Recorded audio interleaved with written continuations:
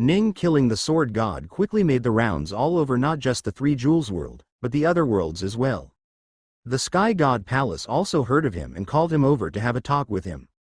The Sky God Palace was considered one of the important bastions of the human race, where all the different gods and major figures of the human race converged every time something important happened.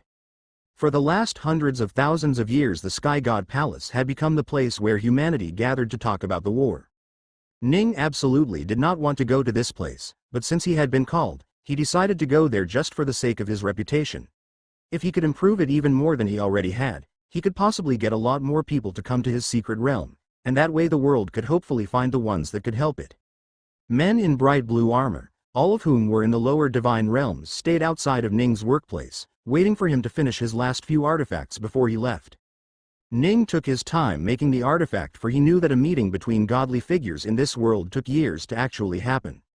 He was easily going to be gone for over a decade even for just this small talk. Once he finished, he finally put one of the better artifact master in charge of the shop and left. If all went according to plan, it was more than likely that he was actually never going to return this place for a very long time.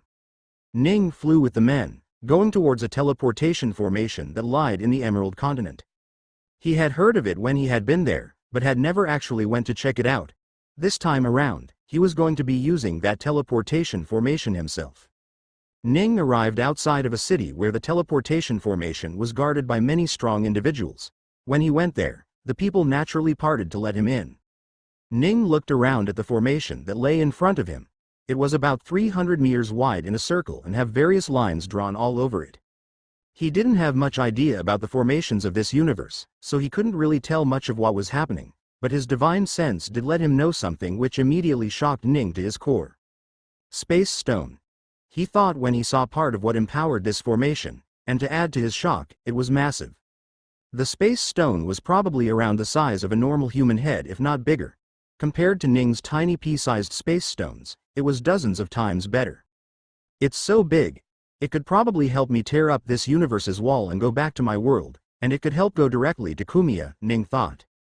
It can help you do better. Ning was a little surprised to hear his system suddenly speak. What do you mean? He asked. Because of how primitive this universe is, its space is mostly contracted and quite hard to manipulate. As such, the space stones here are also compressed by nature and are actually many times more worth than any in the other universe. Are you saying the space stone here is not only large, but also contains a lot more space in it in comparison? Ning asked.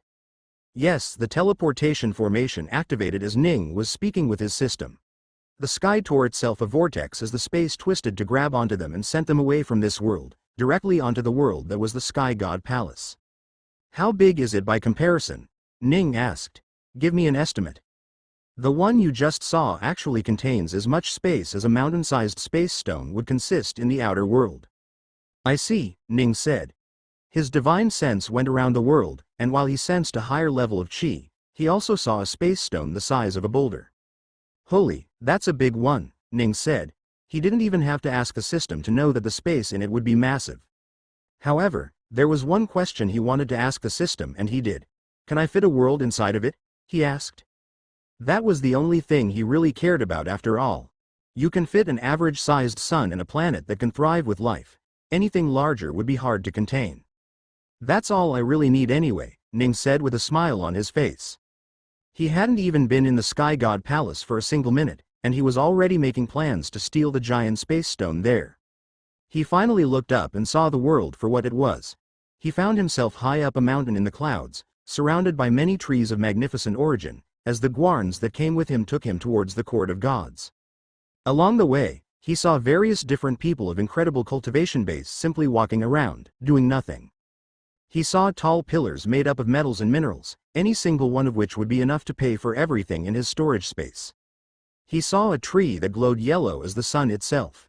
He saw a massive piece of black rock with words written on it that he didn't have time to read about.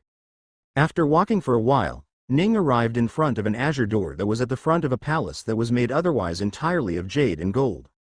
Please stay here for a while. We will call you when the gods ask for you, the guards said and left. Ning turned around to his new room and sighed. Well, I guess I will have to spend a few years in this place then. Ning was surprised how long it took the high-level cultivators that gave themselves the title, gods, to gather up for a simple meeting. He had been in the Sky God Palace for the last 5 years and yet people still hadn't finished arriving. The guards guarded him day and night, and he couldn't even leave the area without their supervision. With nothing else to do, Ning had spent the last 5 years simply cultivating. Before he knew it, another 10 years had passed in the blink of an eye and now his cultivation base had reached halfway through the celestial birth realm. It's getting harder to cultivate fast after reaching this much cultivation base, Ning thought. Still, he had a cultivation base that barely anyone else would have, so there wasn't much he could complain about. Even gods would be envious of his cultivation base if they saw it right now. Ning heard a knock on the door and was surprised to find a new person waiting for him there. The one that had appeared outside of his door was a girl with features so good that Ning was stunned for a while. If not for knowing any better, he would have thought that this girl was a manifested will just like Alexis in why she was so pretty. Her pitch black hair fell by her shoulders, framing her fair and smooth face. Her left eye was bright green while her right eye was pale silver, making her look almost fantastical. "Greetings, Sage Ning." The girl bowed a little. "Greetings," Ning bowed as well. "Who might you be?" "I am New Brilliance," the girl introduced herself. "Disciple heir of the Sky God, Old Brilliance." By now, Ning had already been used to the naming system of this world, so he didn't bat an eye when he heard those names. "It's nice to meet you," Ning said. "So you're Senior Sky God's daughter?" "No, just a disciple," the girl said. "Is that so? My bad then. Since you both have the same surname, I thought you guys were related," Ning said. The girl gave a confused look. "But we don't have the same surname," she said. "Huh?" Ning threw a confused look back at her. The girl didn't understand what was happening, so she proceeded to explain. "My surname is New and my name is Brilliance. My master's surname is Old and his name is Brilliance," she said. "Is that so?" Ning said, understanding a little more now. "So it is just a coincidence that you both happen to be named Brilliance, huh?" he asked. No, the girl started suspecting that Ning was either feigning stupidity or was actually stupid. There was no one that could make such a simple mistake after hearing it twice. "My name is Brilliance, and my master's name is Brilliance. They are not the same," she said with a slightly annoyed look on her face. "But they're the same though. They're both Brilliance," Ning said. "How are they the same?" the girl asked. "My name is Brilliance and my master." She paused and shook her head. "You must be teasing me for some reason. I won't play along with it," she said. "I came here to tell you that my master and the other seniors await your arrival in the Hall of Gods." "But, fine, let's go," Ning said. Bothering with this argument any longer was going to make his head hurt. The last thing he wanted to care about in this world was names. Ning walked out of the courtyard he was staying in and started moving towards the massive building in the distance which was the Sky God's palace. This building was what the entire world was named after. As they walked, Ning's eyes fell on something close by that felt important in his eyes. "What's that?" he asked the girl. The girl turned to look towards the open building with various things kept inside for the show. "That's the Hall of Treasures," she explained. "That's where we keep humanity's best treasures." "Where did you get the treasures from?" Ning asked. "Or does it all belong to the Sky God?" "Oh no," the girl said. "These are lent to us by various families, sects, and individuals. They allow it to be kept here to show our allies the strength of humankind, but also because the Sky God Palace is the most fortified world in all of the different realms." Ning nodded when he heard that. "I see," he thought. They continued walking through a road that was covered in flowers and various patterns on the ground. Finally, Ning arrived at the Sky God Palace, a building made with materials he wouldn't even have ever heard of. The jade doors of the palace opened and Ning was taken inside. Everywhere they went, the servants and workers stopped to bow. Ning was surprised at how devoted they were to their guest at first, but he soon realized that they were bowing toward the girl next to him. Of course, he thought. She is the next Sky God after all. Ning was then taken to the main hall of the palace. The doors opened and he walked in. As soon as he did, he saw nearly 20 different figures, all of whom had a cultivation base in the celestial realm. Ning was surprised at how many figures were waiting for him. He walked in and bowed once before looking around for a place to sit. Surprisingly, there were none for him. All of a sudden, a barrier erupted around him, confining him in the middle of the hall. Ning was surprised as to what was happening when he saw the smiling face of a person sitting there. Ning couldn't help but be surprised when he realized that the young man was actually the sword god. He was confused as to how quickly the man had found his body back. Good, now we can begin. A man in green and silver robes at the front spoke. Let us begin the attempted murder trial of the Sage of 10,000 Treasures. Ning was confused for a moment. Wait, my trial? He asked as he looked around the room. The many high-ranking figures of the human race were all looking at him with judgmental eyes. There were men and women of various different features. Some were buff, and some were lean. Some had long hair while some were bald. Their clothes also were as unique as they could possibly be, each one wearing robes that could buy continents in other lands. The sky god, Old Brilliance, that had just spoken up, was perhaps the most extravagant-looking figure in the whole room. His green and silver robe was covered in jade as well as a silver piece of rock that Ning was surprised to realize were space stones. Goddamn! He's using space stones as jewelry, Ning thought. The sky god also looked at him with highly judgmental and even angry eyes. It only dawned on Alex what was happening when he saw the sneering look on the sword god's face. Wait, surely you are not trying to judge me for attacking this man, right? He was the one that attacked me first. I didn't even kill him, to begin with, Ning said. You will remain quiet until asked to speak, the sky god said. New Brilliance went by her master's side and remained there as well. It seemed she was in on the situation as well. You tried to kill the sword god, so we will judge you for attempting to kill him, the sky god said. Sword god, tell us what happened, the sky god said.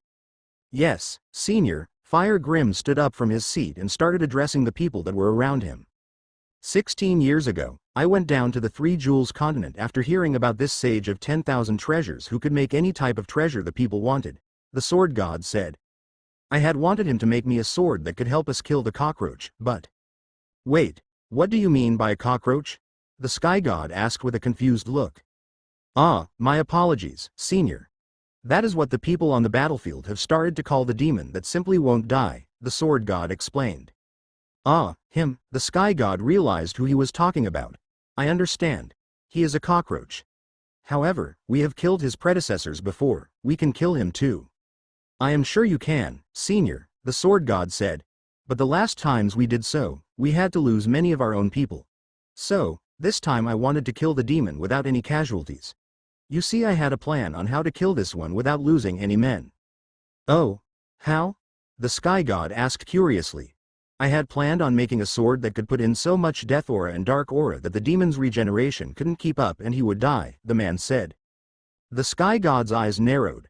What are the chances of that working? He asked. Quite a lot, senior.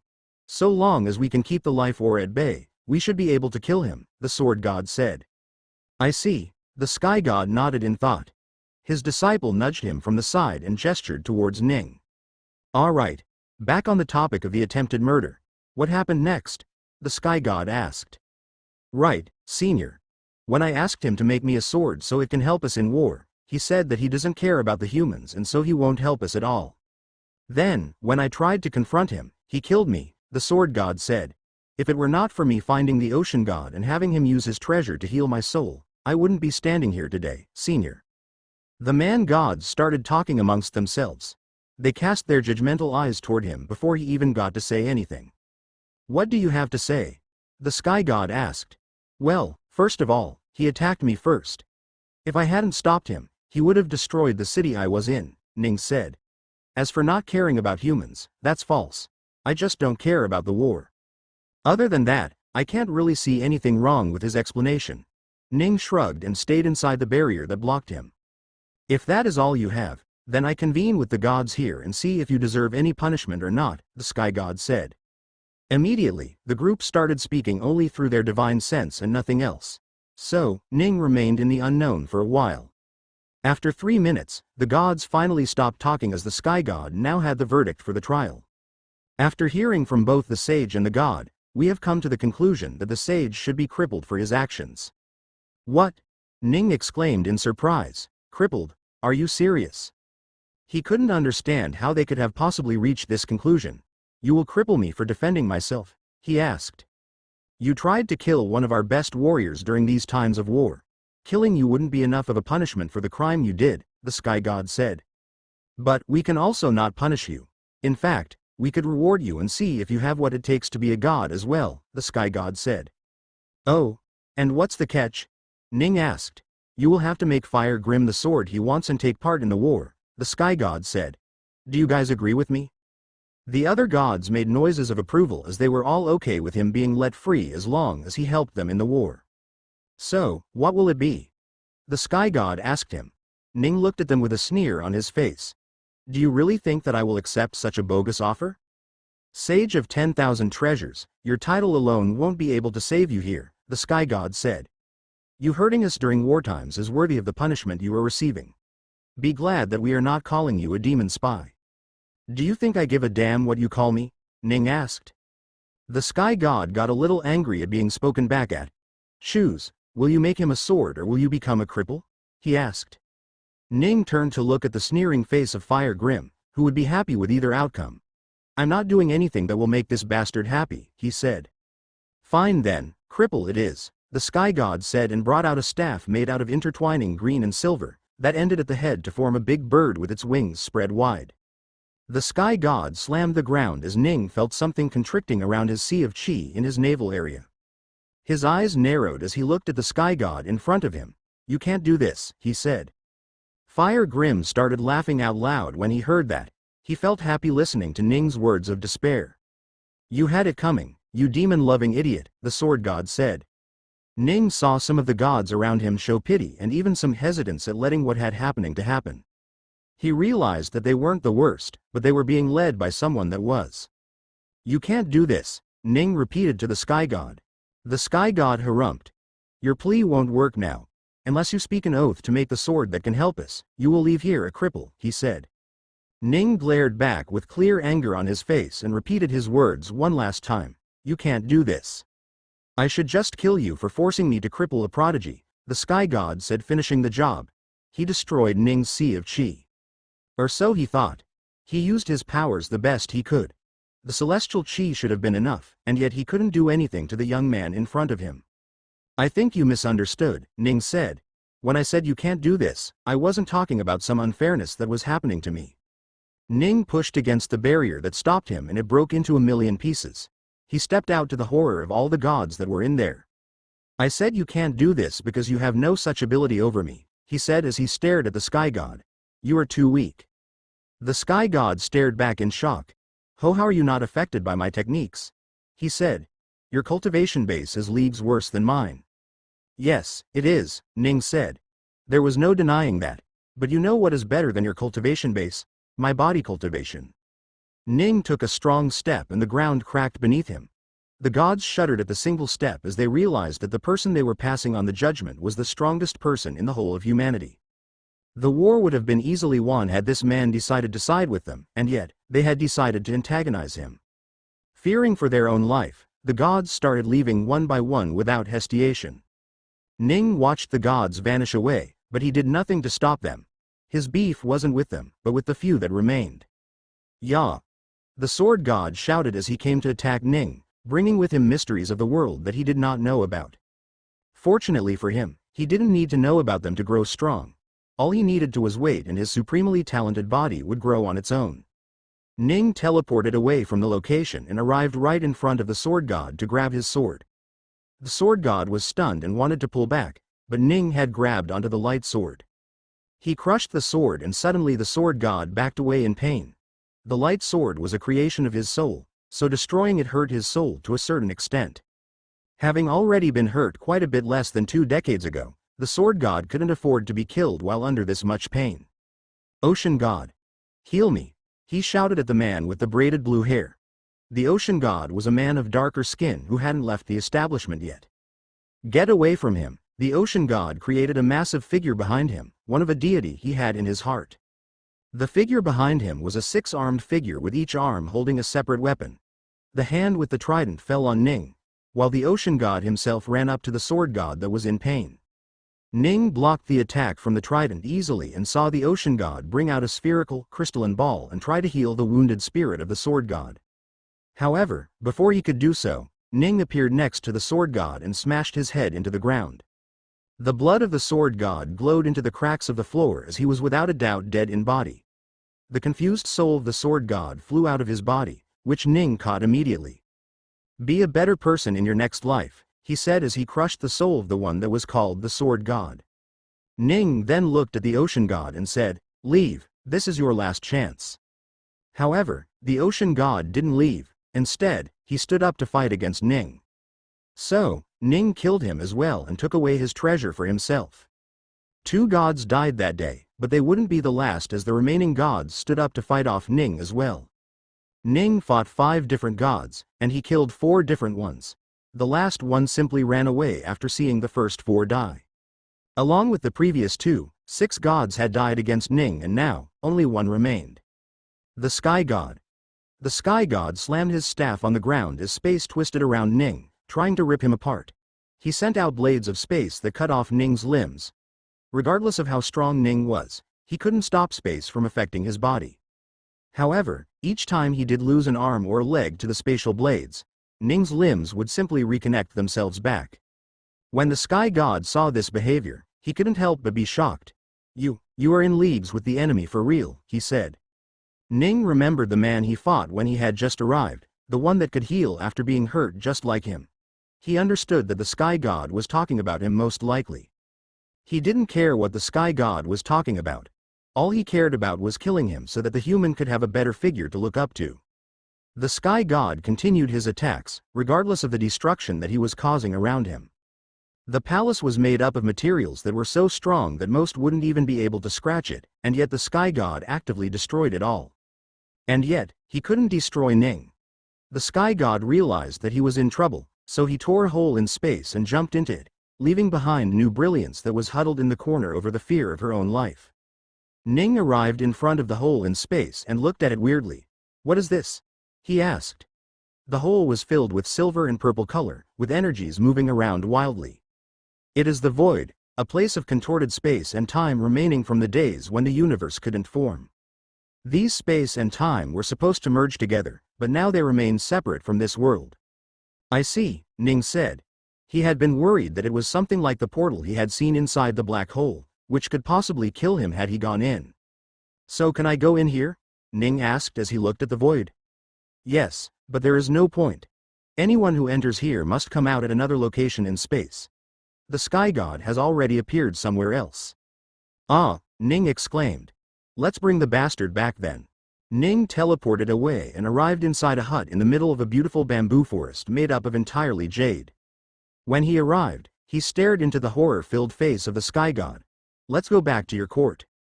He grabbed the man and returned back to the palace hall that was in ruins.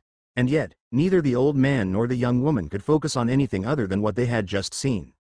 There was absolutely no manipulation of space when Ning teleported. If there was, it was way too subtle for them to notice it. Even at the death's door, the Sky God wanted to learn more about the mysteries behind how Ning could teleport so simply. Alas, he could never know to learn as the next moment Ning attacked him. Ning's punch landed on the man but nowhere other than this navel area. He had destroyed his sea of chi, turning him into a cripple. "No!" the old man shouted as he turned visibly older after losing his cultivation base.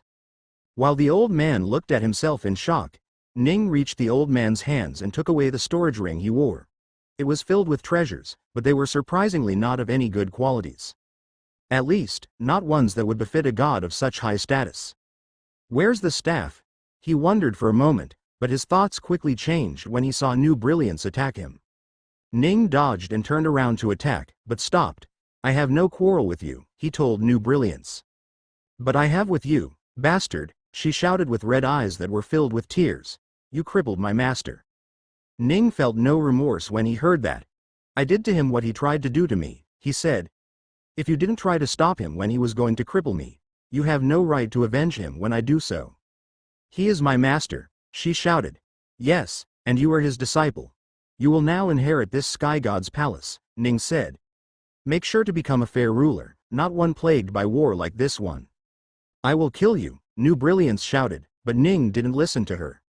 He took the few storage rings that were around him and turned around to her to say, "I'm sorry, but I will have to take away a few more things," he said and teleported away. He appeared inside the Hall of Treasures, where the treasures of humanity were in display in the Sky God's palace for many to see. Ning started stealing them one by one. There were perhaps 30 treasures in there when Ning entered, and when he left, there were 0. A few people saw him and came to stop him, but if their gods couldn't stop him, how could they? Ning walked away unabashedly and made his way towards the teleportation formation. New Brilliance had realized his location by now and came running after him. Her cries were evident, and soon people learned that Ning had killed their gods. "Please just forget about me," Ning said. "I will follow you till the end of this world, and kill you," New Brilliance said. Ning turned around. "Well, in that case, I will have to make sure you cannot do anything like that," he said, and sprinted towards the space stone.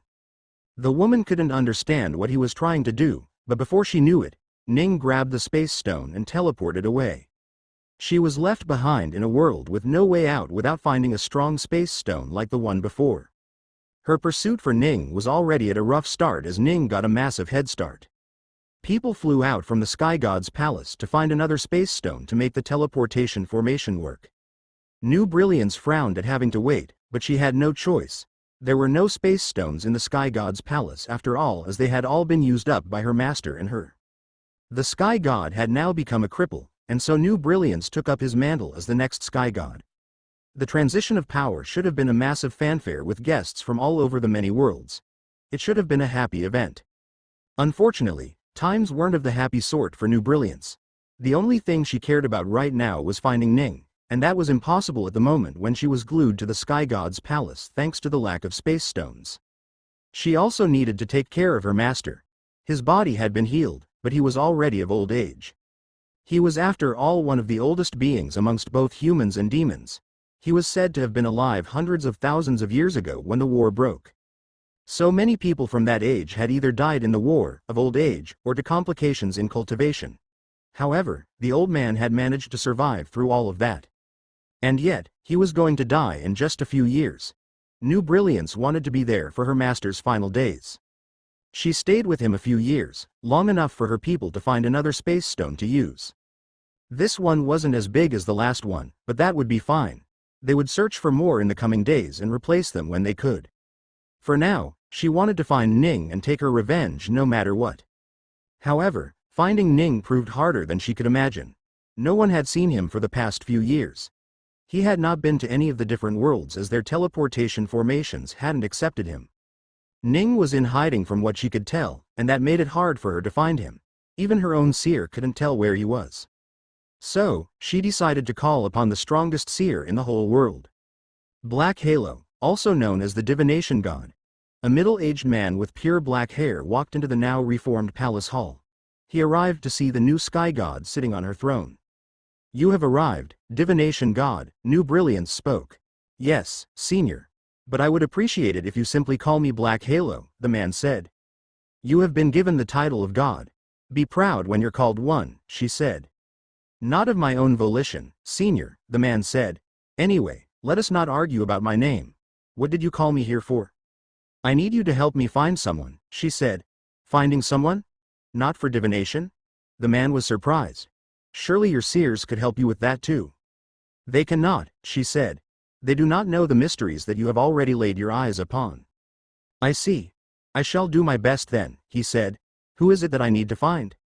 "The God-Killer, sage of 10,000 treasures, the one who goes by the name Ning Ruigong," New Brilliance said. "I shall find him," Black Halo said, and sat down right there to divine Ning's location. After a few minutes, he opened his eyes. "He is in the Three-Jewel World, senior." New Brilliance's eyes narrowed. "Three-Jewel World? We already searched there," she said.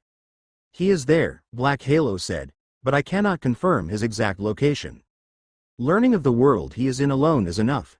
We can find him there and kill him," she said. Black Halo closed his eyes for a few seconds before opening them back. "I'm not sure you can do so, senior.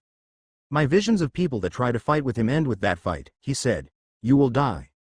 "What if I bring along 10 gods with me and we catch him off guard?" she asked. Black Halo closed his eyes. "You still die. How do I kill him then?" she asked. Black Halo divined the future of the one that the Sky God called a God-Killer, and when he looked for his death, he found nothing. The man was surprised. He divined regarding Ning once more, but no matter what he saw, he could not find death in his future. He saw hundreds of thousands, even millions of years in the future, But even when everything else died, even when the sun went dark and the moon lost its silver shine, and when the many worlds were but simple pieces of forgotten rock, Ning would still remain. Don't treat him as a human, Senior, Black Halo said. Treat him as a force of nature. What happened here was a tragedy, but treat it the same as the mortals do to flood and drought. Humans, even gods, cannot fight against nature itself. The sky god was surprised to hear such judgment from the one that had the most knowledge of the future. She was angry that she wouldn't be able to do anything, but she trusted the divination god's words more than anything. So, she swallowed her anger and decided to not pursue Ning. There was already a war going on that needed her attention. The last thing she needed to do was cause another tragedy by finding Ning.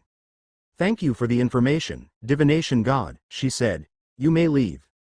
Black Halo left the palace hall and New Brilliance went back to Old Brilliance to tell him what she had learned. It's fine. It was my fault to anger him, the old man said. But now we need to focus on the war. Humans will die soon if we don't gain some sort of victory. What sort of victory are you talking about, Master? New Brilliance asked. Old Brilliance got close to her as he whispered, you need to destroy the world tree. Ning spent a few years in his secret realm, crafting the dungeon that one would have to go through. Safandra helped him with the work, telling him what to do and not to do. She was bored of the crafting job Ning had been doing for many decades and had decided to return to her space, but now that the task was more interesting she had stayed outside, helping him with the design. He was barely done with the frameworks of the design in those few years he had spent after killing the many gods, but that alone was way more than anything he had done in the previous few decades. Those decades weren't wasted either. He had been spending those years gathering treasures. He had many now, but he still needed many more if he wanted to keep his secret realm open for hundreds of thousands of years. After being done with the work, Ning decided to finally proceed to do something he had been excited about for quite a while. He was going to use the space stone. Ning went to go get the massive boulder-sized space stone that he had stashed somewhere in the secret realm since he could not store it in his storage space. Once he got it, he took it out to an open space in the secret realm where he was now going to absorb the space stone into his body. He went to a random world where he could spend the many years the system had told him would take for him to absorb it all. Safandra wanted to watch how it was done, so she was also outside. How do I begin? Ning asked his system. You need not do anything. The system will do everything at the cost of 26 quintillion energy for this size of space stone. That was a massive number, but it was half of what Ning had collected after coming to this universe, so he was more than okay with it. That's fine, Ning said. Place your palm on the space stone and the system will start. Ning nodded and touched the space stone. As soon as he did, he heard a few notifications at once as the light shone from his palm and energy entered the space stone. Conversion of space stone has begun, securing all the space in the space stone. Creating an inner world consuming space.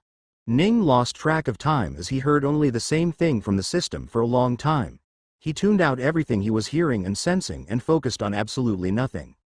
Time passed and the space stone in front of him shrunk very slowly, but it did shrink. At some point, even Safandra got bored because of how long it was taking, and so she went back to her own spirit space. Ning's mind stayed numb to the passing of time until he felt the energy transfer being cut off. His mind woke up and he saw that the space stone in front of him was no more. Conversion complete. Oh, he looked surprised. So, it's gone. Ning took a few seconds to take in what had happened and then tried to look inside himself. When he did, he saw exactly what was inside of him. Nothing. More accurately, there was a vast amount of nothingness. Everything was pitch black since there was nothing. So this is the world inside of my body? He asked with a surprised expression on his face. Yes, Ning continued looking around. He could tell that he wasn't physically present there, but he did have every single sense his physical body would have had it been there. It's so weird how I feel like I am everywhere at once, Ning said. You are. You are the owner and creator of this world, thus you are its god. You are omnipotent and omniscient in this world, but not omnipresent? Ning asked. You can either be present outside of this world or inside of this world. You cannot be present in both places at the same time. Oh, does that mean I can come here with my physical body? Ning asked. Yes. However, it makes this world vulnerable when you are in here, so you should not come here unless you are perfectly safe in the outer world. I see, Ning said. I will make sure to not mess that up, but I should be fine coming here like this, right? I'm just a thought here after all. Yes, this is fine. Well, I should be fine going in right now too, Ning thought. He called out Safandra and together they went into this new world that existed in his body. Wow, that is so easy, Ning thought. He had only wished for it and the both of them had appeared inside. Wait, where am I? I can't see anything, Safandra complained. Ning could hear her through their bond and created some light that only lit up the two of them. There truly was nothing to do inside, so after spending some time there, the two of them left outside. Once out, Ning asked the system. How am I supposed to fill the space up? I need sun and some planets, he said. You will need to either create whatever you want inside yourself with the energy you have or steal them from the other universes. However, you do not have nearly enough energy for either task. Of course, I don't, Ning said and shook his head. Now that he was done here, it was time for him to leave the place and continue on his task of finding resources to build up this secret realm. Ning chose randomly a world to visit and arrived in the forest of a world called Medicine Heaven. He arrived at the outer edge of a forest and slowly walked out towards the outskirt of a town. When he did, a man walked up to him and bowed. Greetings, sage of 10,000 treasures. I am honored to have finally met you. Ning looked at the black-robed man in front of him. Do I know you? He asked. He didn't remember meeting this man anywhere, but then again, he didn't really bother remembering most people. This is the first time we are meeting, senior, the black-robed man said. Then, Ning looked around where he was at. The edge of a random forest near a random city on a random continent on a random world. Is our meeting here an accident? I'm afraid not, senior. I have waited nearly 20 days for you here, the man said. Why? Ning asked curiously. Because I wanted to meet you, senior, the man said. No, why did you wait here for 20 days? I just made the decision to come here moments ago, so why were you aware of where I was going to be? Ning asked. Ah, it's because of what most people would call a blessing, senior, the man said. Although, I would call it a curse myself. Curse? Who are you exactly? Ning asked. The man bowed once more to explain himself. I am named Black Halo, senior. Otherwise sometimes known as Divination God, he said. Ning's eyes narrowed. God? He asked. He could only imagine what a god would be here for after what he had done in the Sky God's palace. Black Halo saw Ning's face and quickly shook his hands to explain. I'm not here because of what you might be thinking. You are known as the God Killer, and I would never dare try and ambush you, he said. I have seen what has been to those that angered you, and what will be. Then why are you here? Ning asked. I was called by the new Sky God to divine your location. I managed to persuade her to not find you as anyone she sent would die. However, in the process, I also learned that you are a true immortal, not a fake one like us. So, I was hoping you could help me with my predicament, Black Halo said. And, what predicament would that be? Ning asked. I am cursed with the ability to see the past and future of anyone I look at. Because of that, I am unable to live in the present, Black Halo said desperately. Ning's eyes narrowed. You can see the future? He asked suspiciously. He had never heard of someone being able to do that. Why yes, I can, Black Halo said. You're not lying, are you? Ning asked. I am called the Divination God for a reason, senior. It is because of my ability to see the future, he said. Ning was quite surprised. Is he telling the truth, system? I feel like he's lying. He's telling the truth. He can indeed see the future thanks to learning some mysteries of time. Oh wow. So he isn't lying? Ning thought. Can I learn that power? Future sight will cost a lot of energy to buy, and energy to use. Also, the future grows more uncertain the more variables there are. In this universe where there is only a single sun and a few hundred floating rocks, gazing into the future returns somewhat truthful results. However, if you were to leave and go back into the other universes with billions of galaxies with billions and billions of stars with many planets of their own, future sight becomes very useless. I see, Ning thought. So no point, huh? He looked back at the man. They call you a god, so you must be quite good, right? He asked. Somewhat, yes, Black Halo said. Then would you mind if I tested you? He asked. I don't, but senior, I came here to ask you to remove this curse from me as I saw the future and learned that you were the only one who could do so, Black Halo said. It will take some time, but I can, Ning said. Meanwhile, you will have to help me with something instead as well. So I need to test you if you're up for it or not. I can, the man said and immediately straightened up. What can I do for you? Since you say you can tell someone's future so easily, I need you to divine my future. Write down everything you can see will happen to me by this time tomorrow. A single day's divination? The man was surprised. I suppose I can do that. Do you not want me to tell you what I write? No, that would defeat the purpose of the task, Ning said. Go on, divine it. Black Halo nodded and sat down in front of Ning on the grass. He then employed the ability that he had been working so hard to stop, and glimpses of the future bombarded him. He was seeing so many scenes from the future that it was hard to make sense of them. Black Halo focused a lot more and only saw scenes from now until tomorrow. The visions got a lot more vague and uncertain the further in the future they were, but just one day ahead, they were the most accurate they could be for him. Black Halo saw a certain someone in his visions, and without him knowing it, he was starting to divine the future of that someone as well. When Black Halo saw what was in the future of that person, he couldn't help but be shocked. He quickly opened his eyes and looked at Ning with an extremely astounded face. What's wrong? Ning asked. Black Halo shook his head and quickly wrote down something before handing over the talisman to Ning. Ning placed the talisman in his storage without looking at it and turned towards the town in the distance. I will know if what you said was true or not tomorrow. For now, let us move away from here, he said. I will follow wherever you go, Senior, Black Halo said. Very well, follow me then, Ning said. He called out Safandra, and then the three of them walked on away from the forest, towards the town. Senior, is she an artifact spirit or a nascent soul? I can't seem to be able to tell, Black Halo said. She is not of this world, Ning said as he looked towards the divination god. Just like me. The man was surprised, but not very much. He already knew Ning was not a human, so anything else that he said wouldn't be very surprising either. They arrived at the town where Ning was planning to set up some sort of place to sell his artifacts to gather up some information when he realized that the town was exceptionally weak. Should we go somewhere else? Safandra asked.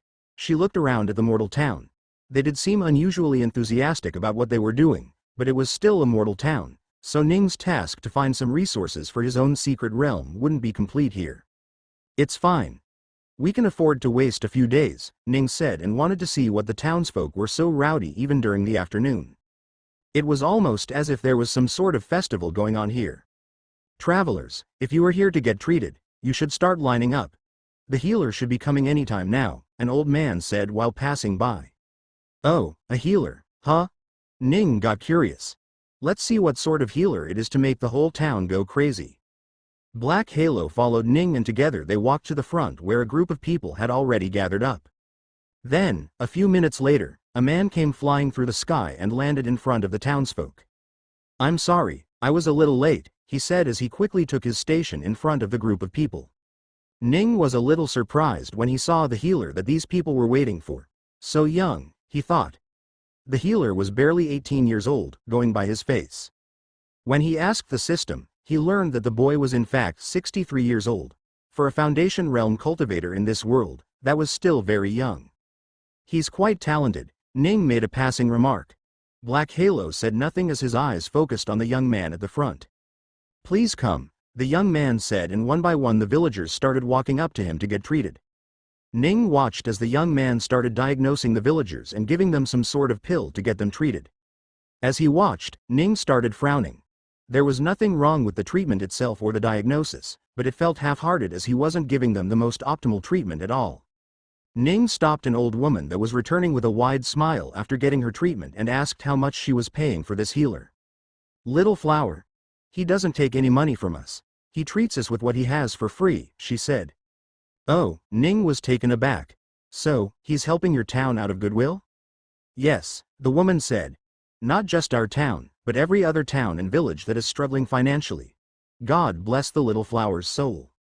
Ah, is that why he's doing a half-hearted job? Because he isn't getting paid, so he can't afford to do it well? Ning thought. He continued watching the young man treat the villagers until he heard something. The young man gave a wrong diagnosis. That's not it. Ning sent a message through his divine sense directly into the young man's mind. He has a parasite in him, not some random disease. Give him a pill to remove parasites. The young man's eyes narrowed before checking the man in front of him again.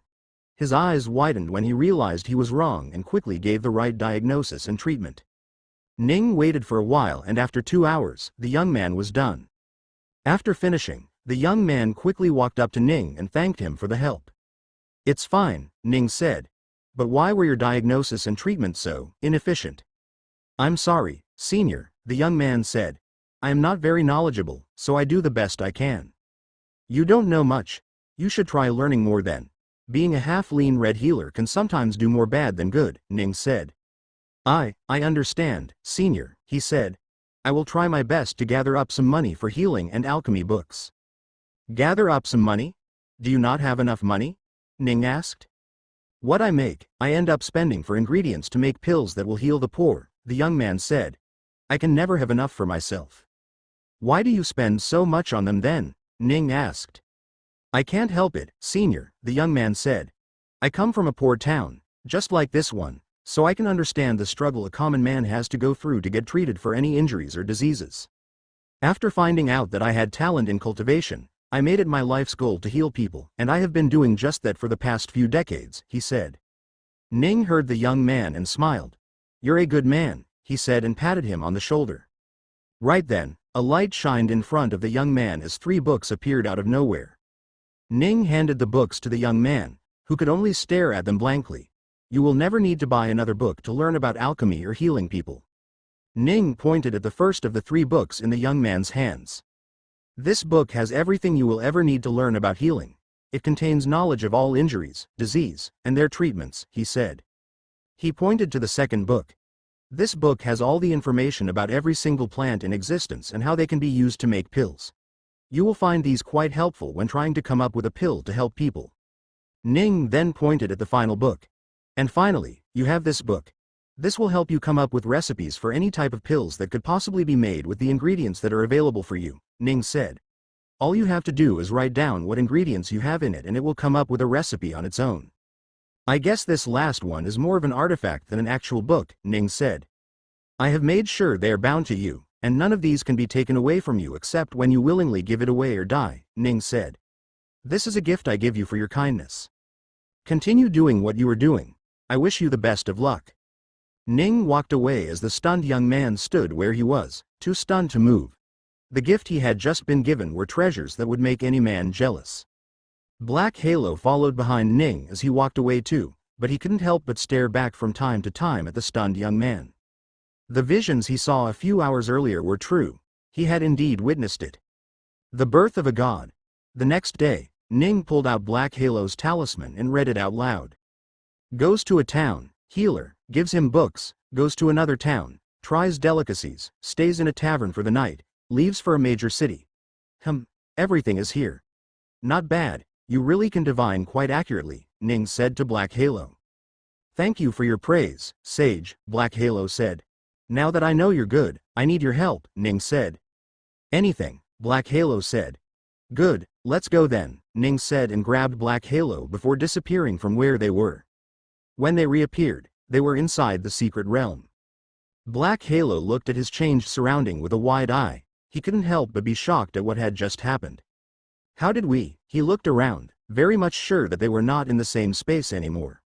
Ning had teleported somehow, and he hadn't used any skill, law, talisman, or formation to do so. Don't mind that and follow me, Ning said and walked away. Black Halo quickly followed him through a half-built tomb of some sort towards a massive hall that was the only thing that was built. What is this? Black Halo asked. Try opening the door, Ning said. Black Halo nodded and pushed the door, but it didn't work. Can I use force? He asked. Any method you can use, Ning said.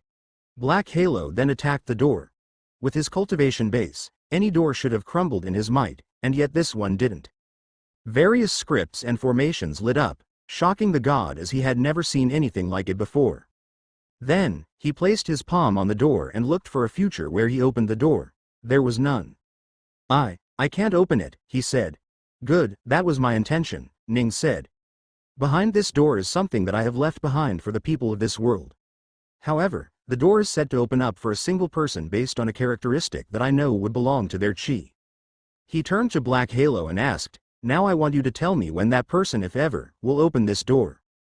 When will this door be open? Black Halo looked back at the door. Divination between something that wasn't living was virtually impossible, but it was possible to see who would interact with it. So, he closed his eyes and began his divination. Ning waited patiently as he understood that this was an incredibly difficult future to see. Not only would it possibly be forever in the future, but it could also just never happen. When the silver stone leads a way back home, the hands that open these doors will be born, the divination god said. What? Ning asked with a confused look. I'm sorry, the divination god said. I couldn't see exactly what happens, so the best I could do was make a prophecy out of what I saw. Oh, so that was a prophecy, huh? Ning said as he thought about the prophecy.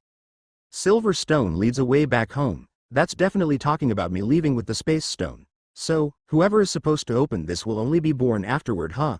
Ning thought. I suppose? Black Halo said. Great, so I can spend as long as I need to make this place.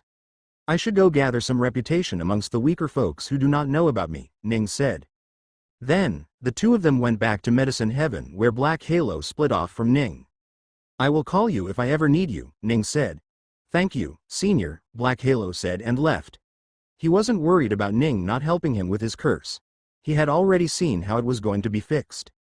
All he had to do now was live until the day Ning left this universe.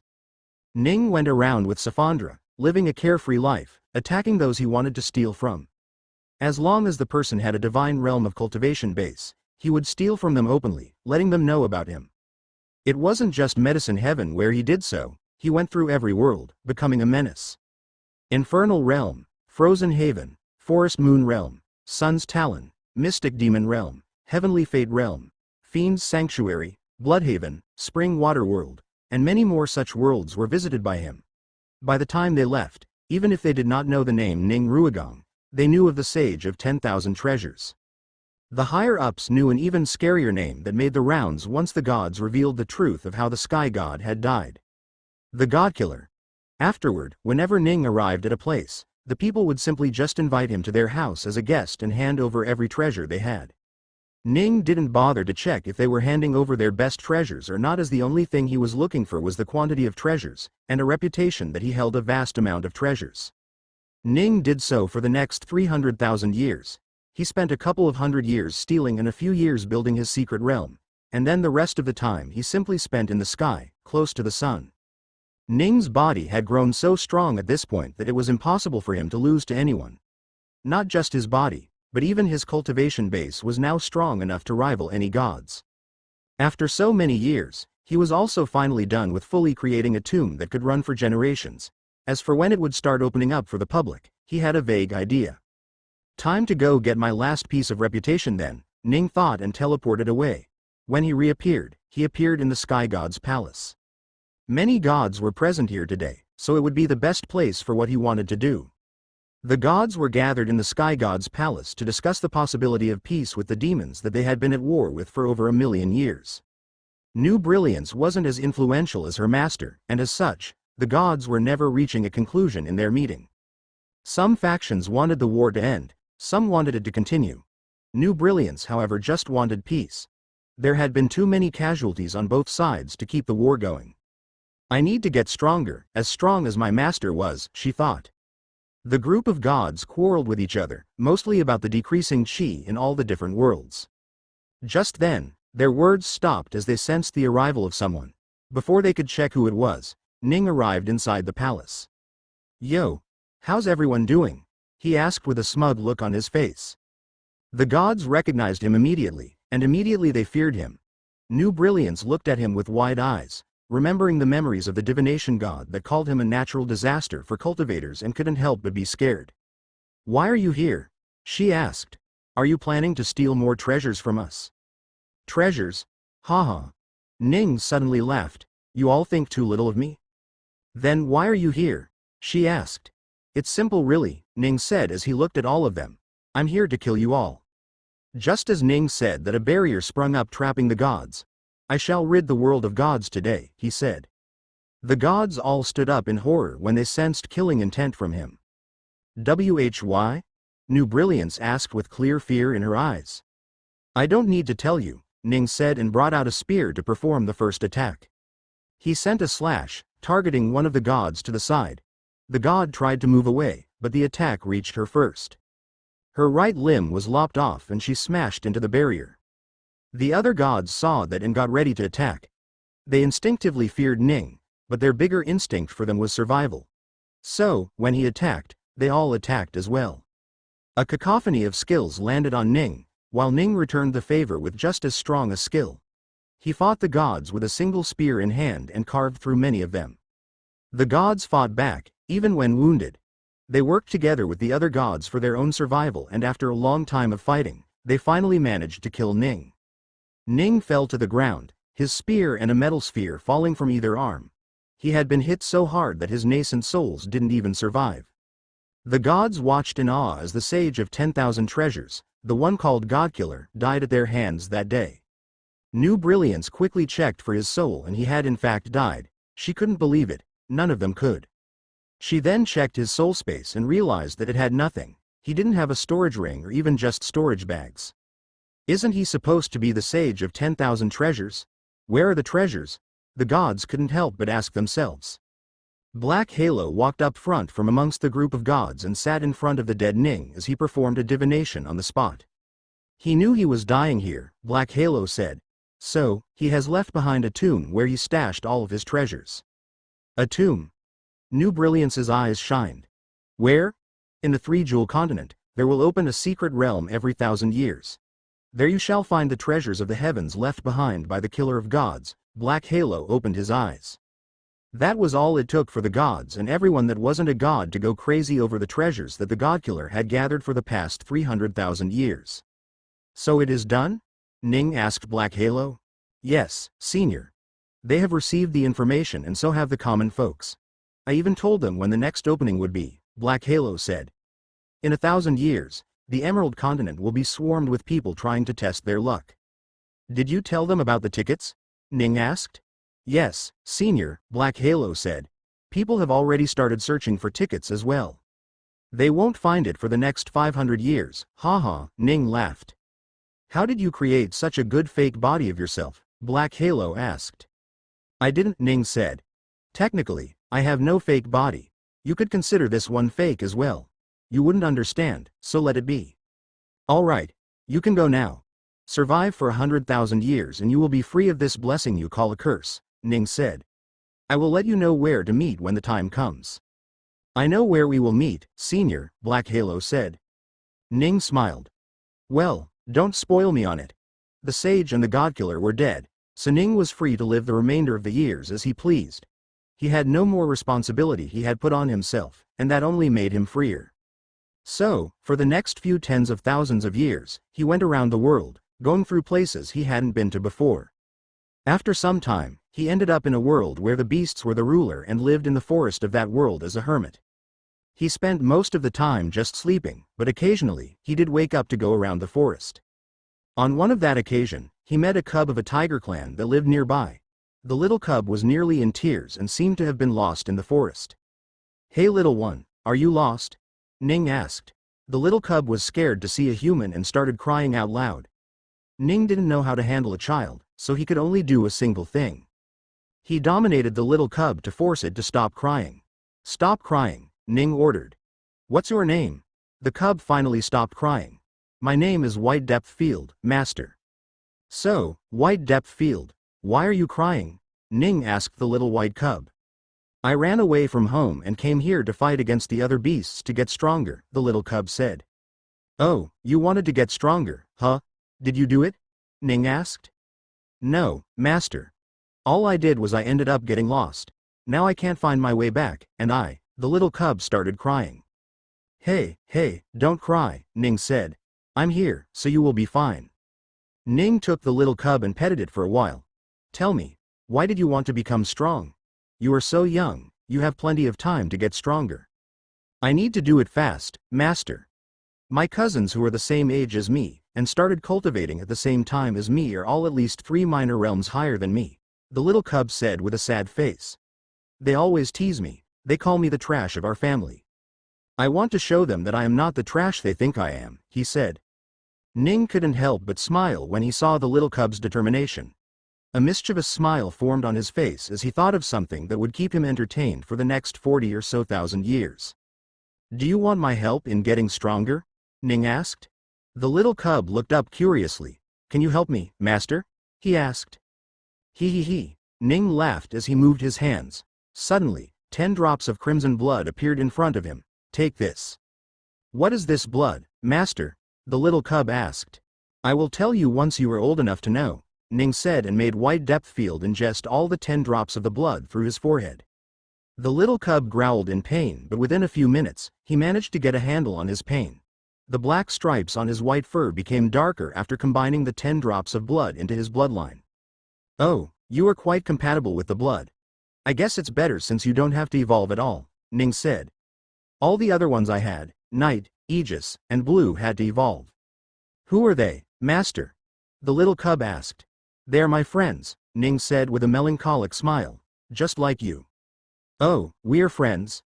The little cub asked. Yes, Ning said.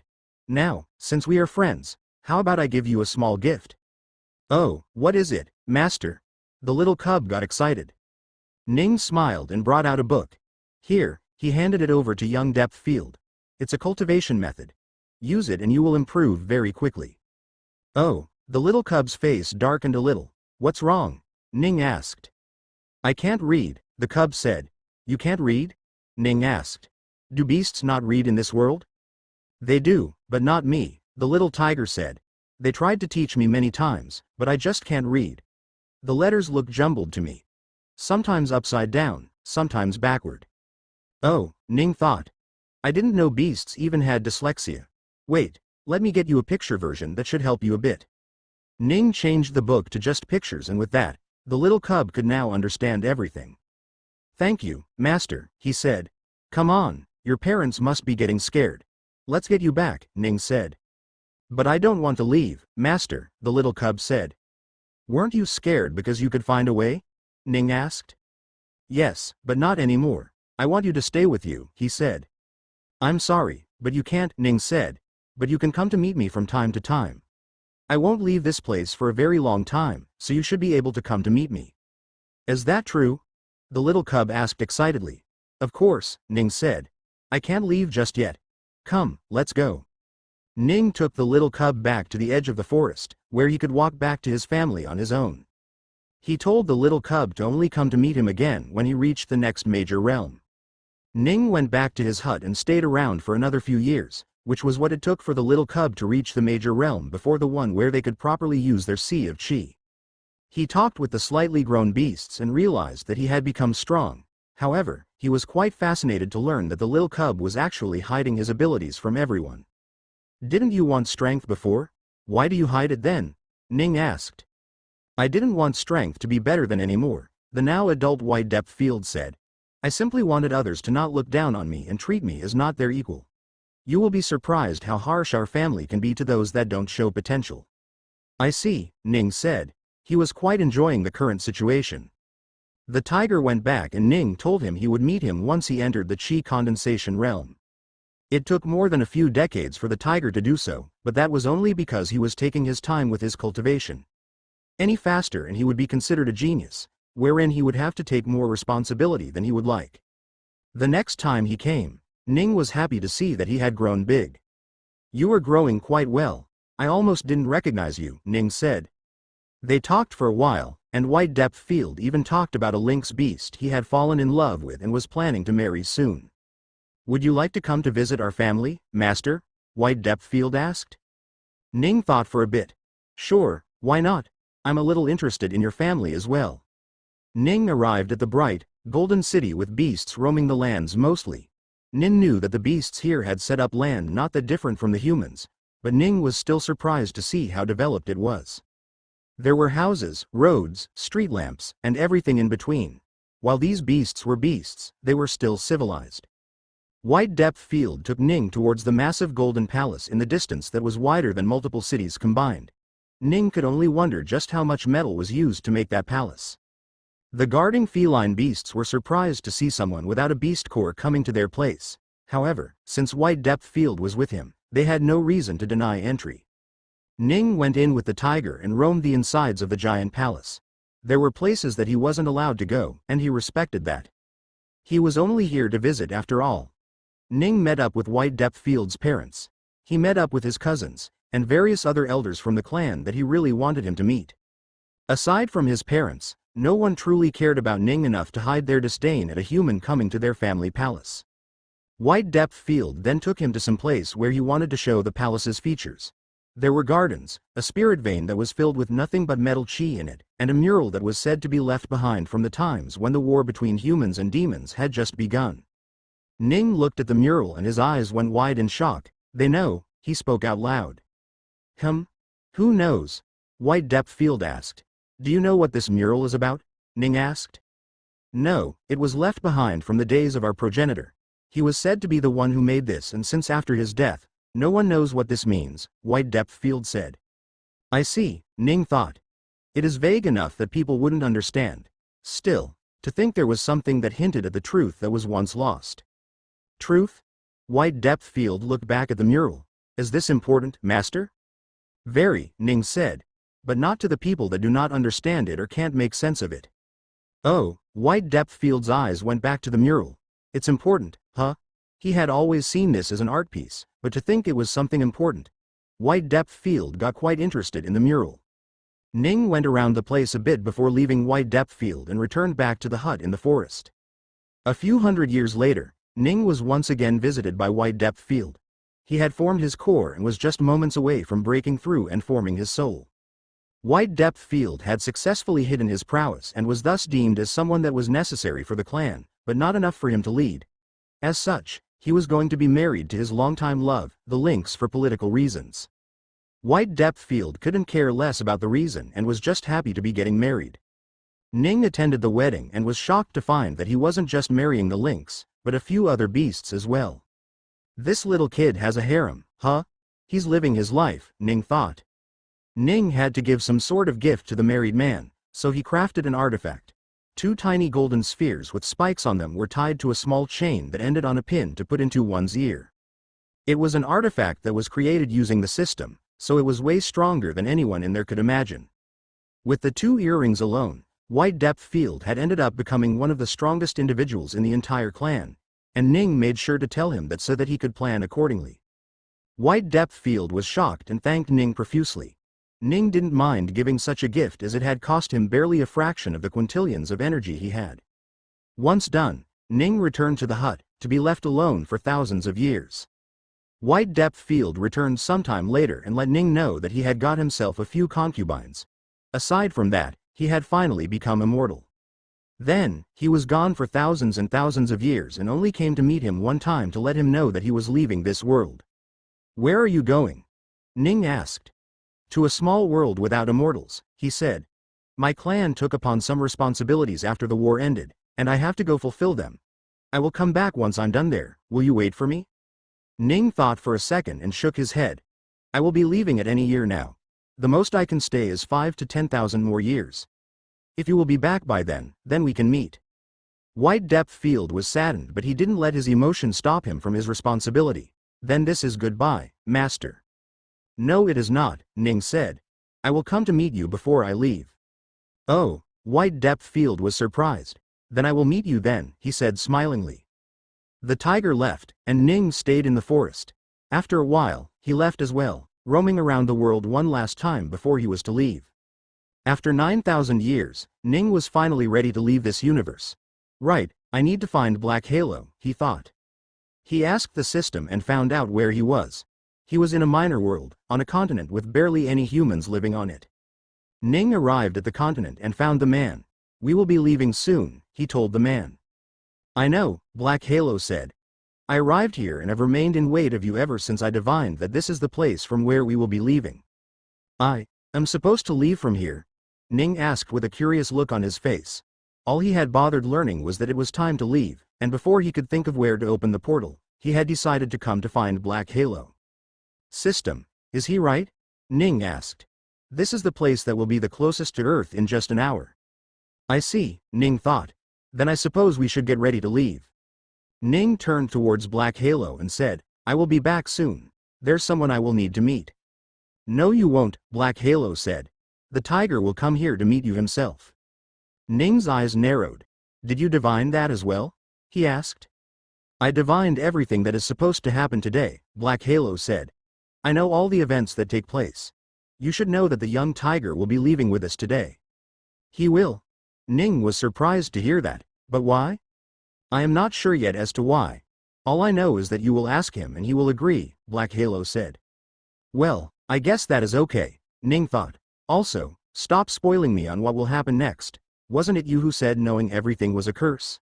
My apologies, Senior, Black Halo bowed a little. Ning shook his head and looked around. Are we supposed to leave from right here?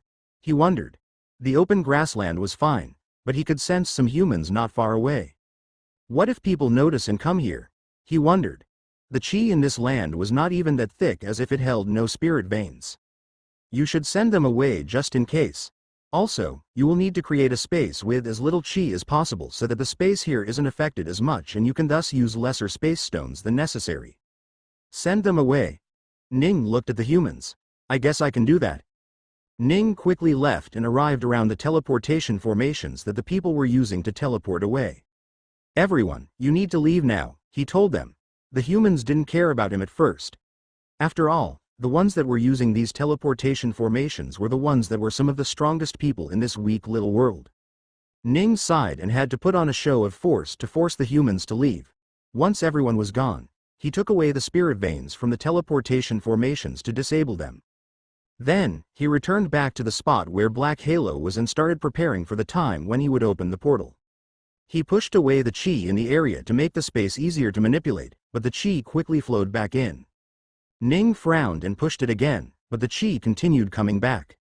Damn it, he thought and pushed it back again. However, instead of leaving it, he used his own chi to move the chi around.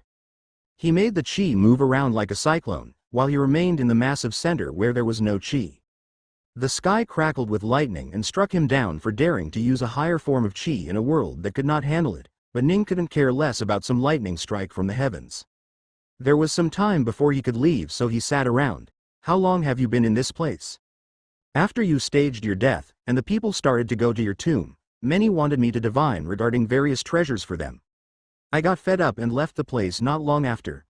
I arrived in this world a few thousand years before the war was over, and have remained hidden here ever since. I see, Ning said. How was it, staying alone? It was fine, Black Halo said. Seeing the humans and demons learn to live together was interesting. Suddenly, both of their eyes turned towards the west as something came barging in through the circling chi that had turned truly dangerous at this point. Ning smiled when he saw who it was. How have you been, Depth Field? He asked. The young tiger who had come here after hearing the commotion couldn't help but believe who it was. Master. He asked. What are you doing here? I'm going to leave this universe now, Ning said.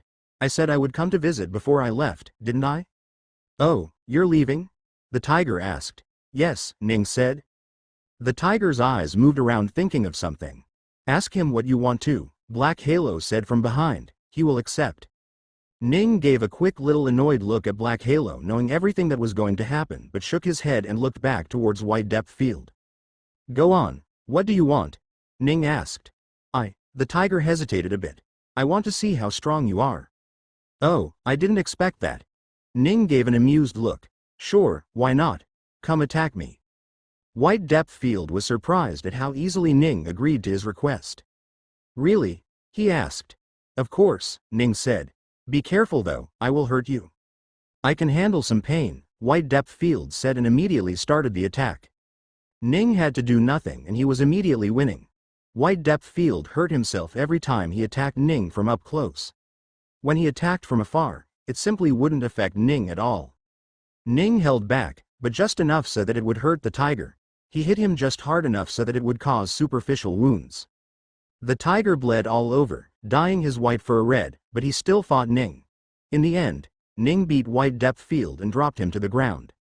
At the same time, Ning saw Black Halo conceal himself. He wondered why, and just then he sensed something. He looked towards the west and saw 4 other beasts coming towards him. The 4 beasts arrived close to Ning and saw the bloody tiger standing in front of an unhurt Ning. It didn't take the 4 beasts very long to reach a conclusion on their own. Who are these folks? Ning couldn't help but ask.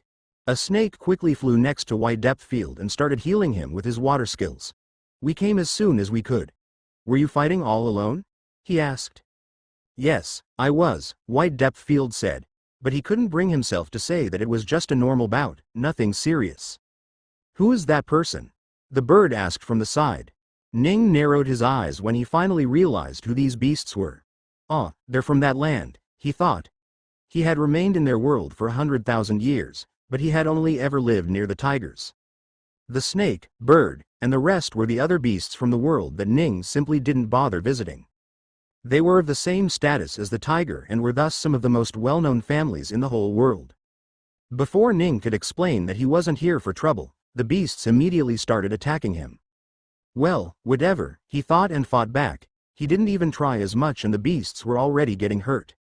The beasts were bloody and battered, and Ning felt a little bad about it all, but he couldn't help but put on a snarky little smile to chide them even more. The four beasts were starting to get scared that they were going to die. Guys, let me handle this, the tiger said. You can. Just leave, I will handle everything here. You don't have to worry about anything, the tiger said. The beasts paused a little and decided to trust him. Good luck, they said and left. Should I heal them? Ning wondered. Well, the snake looks like it can do that. They finally left, the tiger said. I think they misunderstood your intention and believed you were here to cause trouble. I can see why they would think that, Ning said. Anyway, you are truly very strong, master, the tiger said. Of course, he would be. Black Halo removed his concealment and spoke. If the sage of 10,000 treasures, the one named Godkiller, was weak, then you would never find anyone strong in this world. Godkiller? The tiger's eyes went wide. He's supposed to be dead. Yeah, I faked my death to get away from it all, Ning said. He turned to look around and saw Black Halo giving him a knowing look. Ning's eyes narrowed before he turned around toward the tiger and sighed. It's like a self-fulfilling prophecy, he thought. Depthfield, Ning called. I'm leaving for my universe. Do you want to come with me? Me? Leave with you? The tiger asked. Is where you are going too far away? Very far away, Ning said. This is perhaps the only time anyone from your world would make contact with a different universe. No one else would ever get such a chance. White Depthfield couldn't help but be interested when he heard that he was going to be the very first to bring in the other universe. But, I'm sorry, Master, White Depthfield. I cannot leave with you. I have a family now that I can't leave.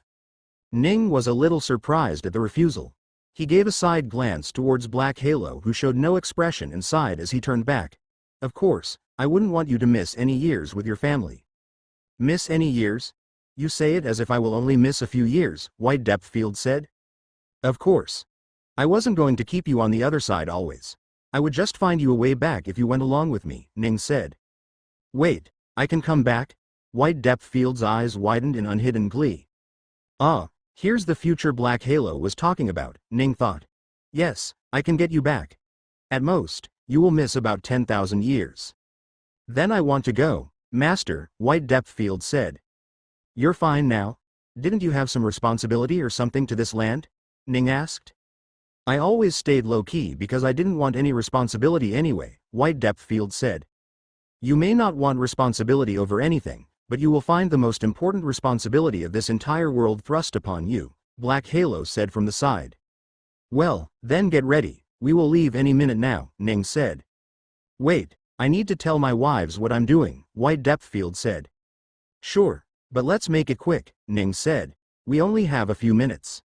Ning grabbed White Depthfield and teleported him to his room where the lynx, his first wife, was sitting in worry. Honey. White Depthfield went to her and told her everything. You're leaving for 10,000 years? The lynx asked with shock. What about? I've thought about it, the tiger said. You should be the one to lead this place. The lynx thought for a moment and sighed. I've never seen you be this excited about anything. Go. I won't stop you, she said. Tell your sisters too. I don't have the time to meet them all, the tiger said. Okay. Go on, Lynx said. But you should go meet your daughter before you leave. Ah, right, the tiger thought. Can we go over to my daughter? She got married a few centuries ago, and we haven't heard from her since. I've been worried about her as well. Your daughter, huh? Ning asked the system to find his daughter. You have one in the other continent, is that it? Yes, White Depthfield said. That's her. Ning grabbed the tiger and teleported again. This time, he arrived in a well-decorated room with a female cat laying on the bed. When the two of them arrived, she jerked up in a hurry and got ready to attack. However, when she recognized who it was, her face went from anger and fear to one full of smiles. Father. How did you? My daughter, White Depthfield went ahead and hugged his daughter. How are you doing? I'm doing very well, father, the cat said. Why are you here? I am leaving for some time, so I came to meet you before I leave, he said. Leaving? For how long? She asked. 10,000 years, he said. Don't worry, you will be surprised how quickly time passes. You will be gone for so long. The daughter's eyes drooped in sadness. We will meet after we return, White Depthfield said. I should go now. Wait, she spoke suddenly. Before you go, there's someone you should meet. She went over to the bed and removed the blanket to reveal a small kitten, sleeping without a care in the world. White Depthfield saw the little kitten and couldn't help but be surprised. Is she? His face was blank. Your granddaughter, she said. Ha, ha ha, I'm a grandfather now.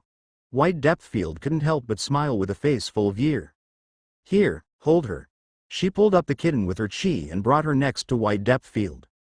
White Depthfield immediately took a human form, one with white robes and golden hair, and held the little kitten in her hands. Master, look. It's my granddaughter, he showed her to Ning. She's so cute. She indeed is, Ning said as he looked at the little cat. He thought for a bit and waved his hands. Immediately, 10 drops of blood floated next to Ning. As that?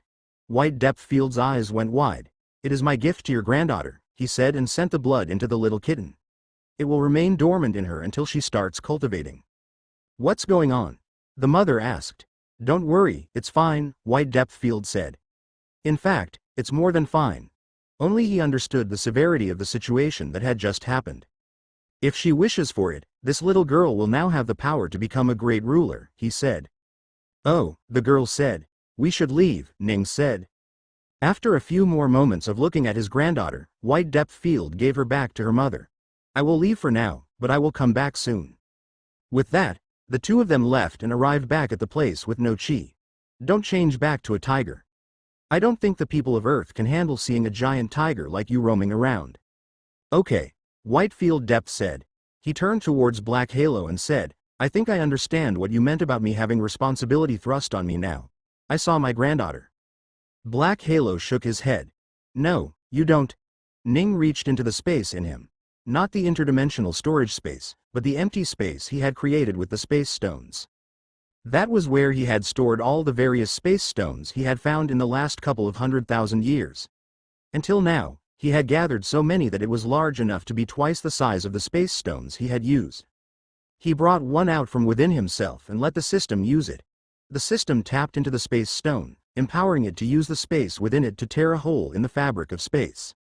The world seemed to cave in on itself as the portal opened, and on the other side, Ning could see bright daylight with trees growing. Let's go, he said and stepped in. Ning stepped through the portal and arrived on a mountaintop with trees everywhere. Both Black Halo and White Depthfield walked through the silver portal and arrived as well. Ning brought out Safandra, who had made him promise to bring her out only after he had left being a hermit and went back to Earth. Did we leave? She asked as soon as she came out. We did, Yahoo. You can tell? Ning asked amusingly. Of course, Safandra said. I can sense the spiritual energy. Ning's eyes narrowed. You can sense what? His eyes moved away from where he was looking towards the empty space around him. Holy shit. There really is spiritual energy here, Ning thought. And she, Black Halo said. I was assuming this world to not have any. Not in big amounts, Ning said. There's chi and spiritual energy, but they barely make up anything. The energy that is available most is actually mana. Is it? Safandra asked. I wonder how it is in the cities, Ning said. Let's go to the city. He grabbed everyone and teleported away from the mountain. Not even a few seconds after he left, smoke and mist appeared out of nowhere, gathering at the location where Ning had been. A man appeared from within it, one with pitch black eyes and no nose. His uncanny face turned towards the silver portal that was just starting to close up. A scary smile appeared on his face as he spoke in a language that did not originate from Earth. Interesting. Ning arrived outside of a city he did not know the name of yet. It was the system that brought him here, so the city was as much of a mystery to him as the 3 other people that were with him. Nope, the chi isn't any denser here. I believe this is the extent of its thickness, Ning said. This chi, it feels weird, White Depth Field said. It's not, Ning said. It's rather your body that is acting weird in response to this new universe. Your universe constricts your strength quite a bit when you are born. If you compare two infants, your universe will always fall short. That is why you feel this way. I see, White Depth Field said. What about you? How are you feeling? Ning asked.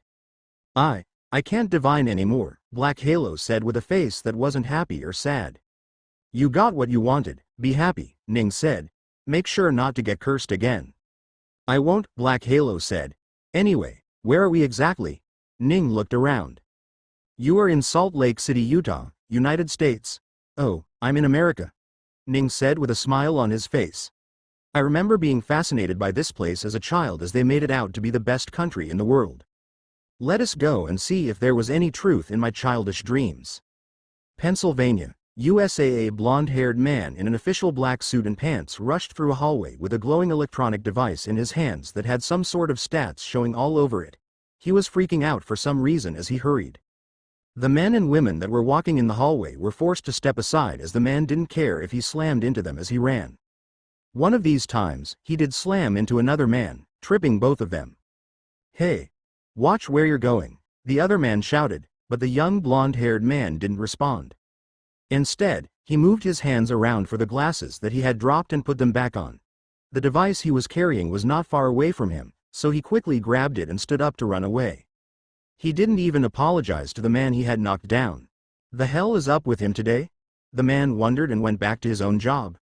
The blonde-haired young man arrived in front of a massive door and opened it to arrive in a dimly lit-up room with many screens all around him and the people working there. There were images of various locations from all around the various states as well as many different places from all around the world under constant surveillance here. The people in the room that seemed to be in a meeting suddenly turned towards him and frowned. Gary, what the hell are you doing? The man that was closest to him shouted immediately.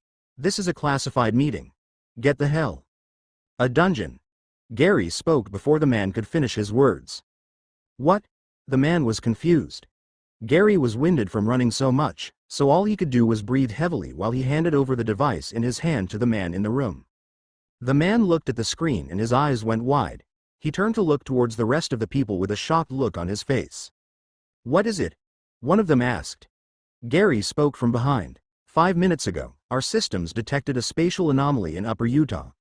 When we checked it through the satellites, we learned that a new dungeon has formed. A new dungeon? Impossible. There hasn't been a new one since 6 years ago. The man looked at the information on his device and frowned. This is a weird dungeon, he said. Not only did it form so late, but it also formed in the mountains with barely any humans living in a 12-mile radius.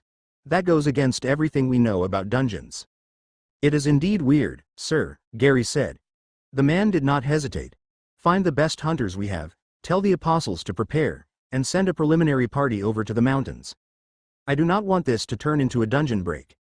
Make sure to determine the rank of the dungeon as soon as you can. As for the one that will be at the head of this operation, the man looked at Gary. I will be assigning you, Gary Benton. Gary was surprised.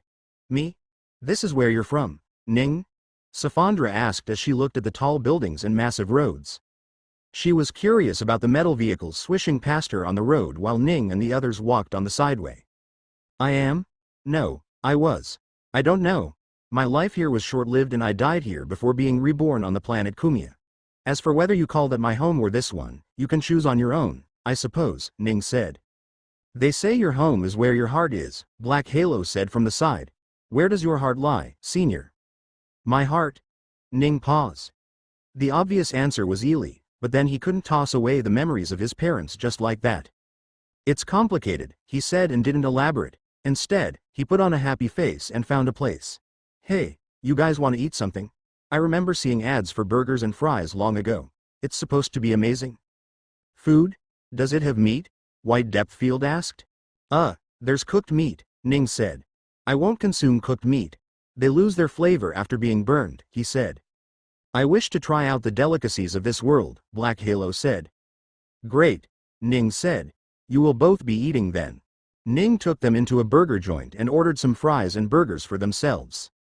It will be $21.89. Do you have a hunter's discount? The lady asked. I'm sorry, what's that? Ning asked. A hunter's discount, sir. You will get 20% off on all of your purchases in any of our 78 different chains if you have a hunter license, the girl said. I don't have such a thing, Ning said, and $25, letting her keep the change. He took their food and went over to an empty seat to eat. I just realized, Master, White Depthfield said. I do not understand a word of what you were talking about. Really? They talked about having to pay cheaper for the food you were about to eat if your master here was a hunter, Safandra said. Oh, then it mustn't have cost us as much, the tiger said. No, he paid the full price, Safandra said. He's not a hunter, you see. How can he not be? Master is the godkiller, he hunts gods. How could someone like that not be considered one? White Depthfield asked. Hunter doesn't mean that here, Ning explained. It should be those people that kill deers or birds for a hobby. I do remember the people in America owning a lot of guns. It has to be about that. Ah, so you're not the kind of hunter they're talking about, White Depthfield understood. I don't think it would have helped if I did understand what you were saying back there. Oh right, of course, you wouldn't know the language. Since your world only has a single spoken language, you should be surprised to learn that there are hundreds if not thousands of language that is spoken in this world. Really? So I won't understand a word you say? He asked. Well, you will now, Ning said as he snapped his finger. The golden handing earrings that White Depthfield was wearing glowed a little as Ning imparted translation functions into them. Stop talking now, the food will go cold, Ning said as he took a hold of the burger. Black Halo said nothing and took the burger as well, but White Depthfield wouldn't eat the buns and veggies as a tiger, so he only ate the patty. Ah, I want to eat some food after seeing you guys eat as well, Safandra said. Do you want to eat? Ning asked. I can make some simulation for you like those games where you will be able to taste stuff. Yeah, make those, please. I want to feel my physical body, she said. Later, Ning said and started eating.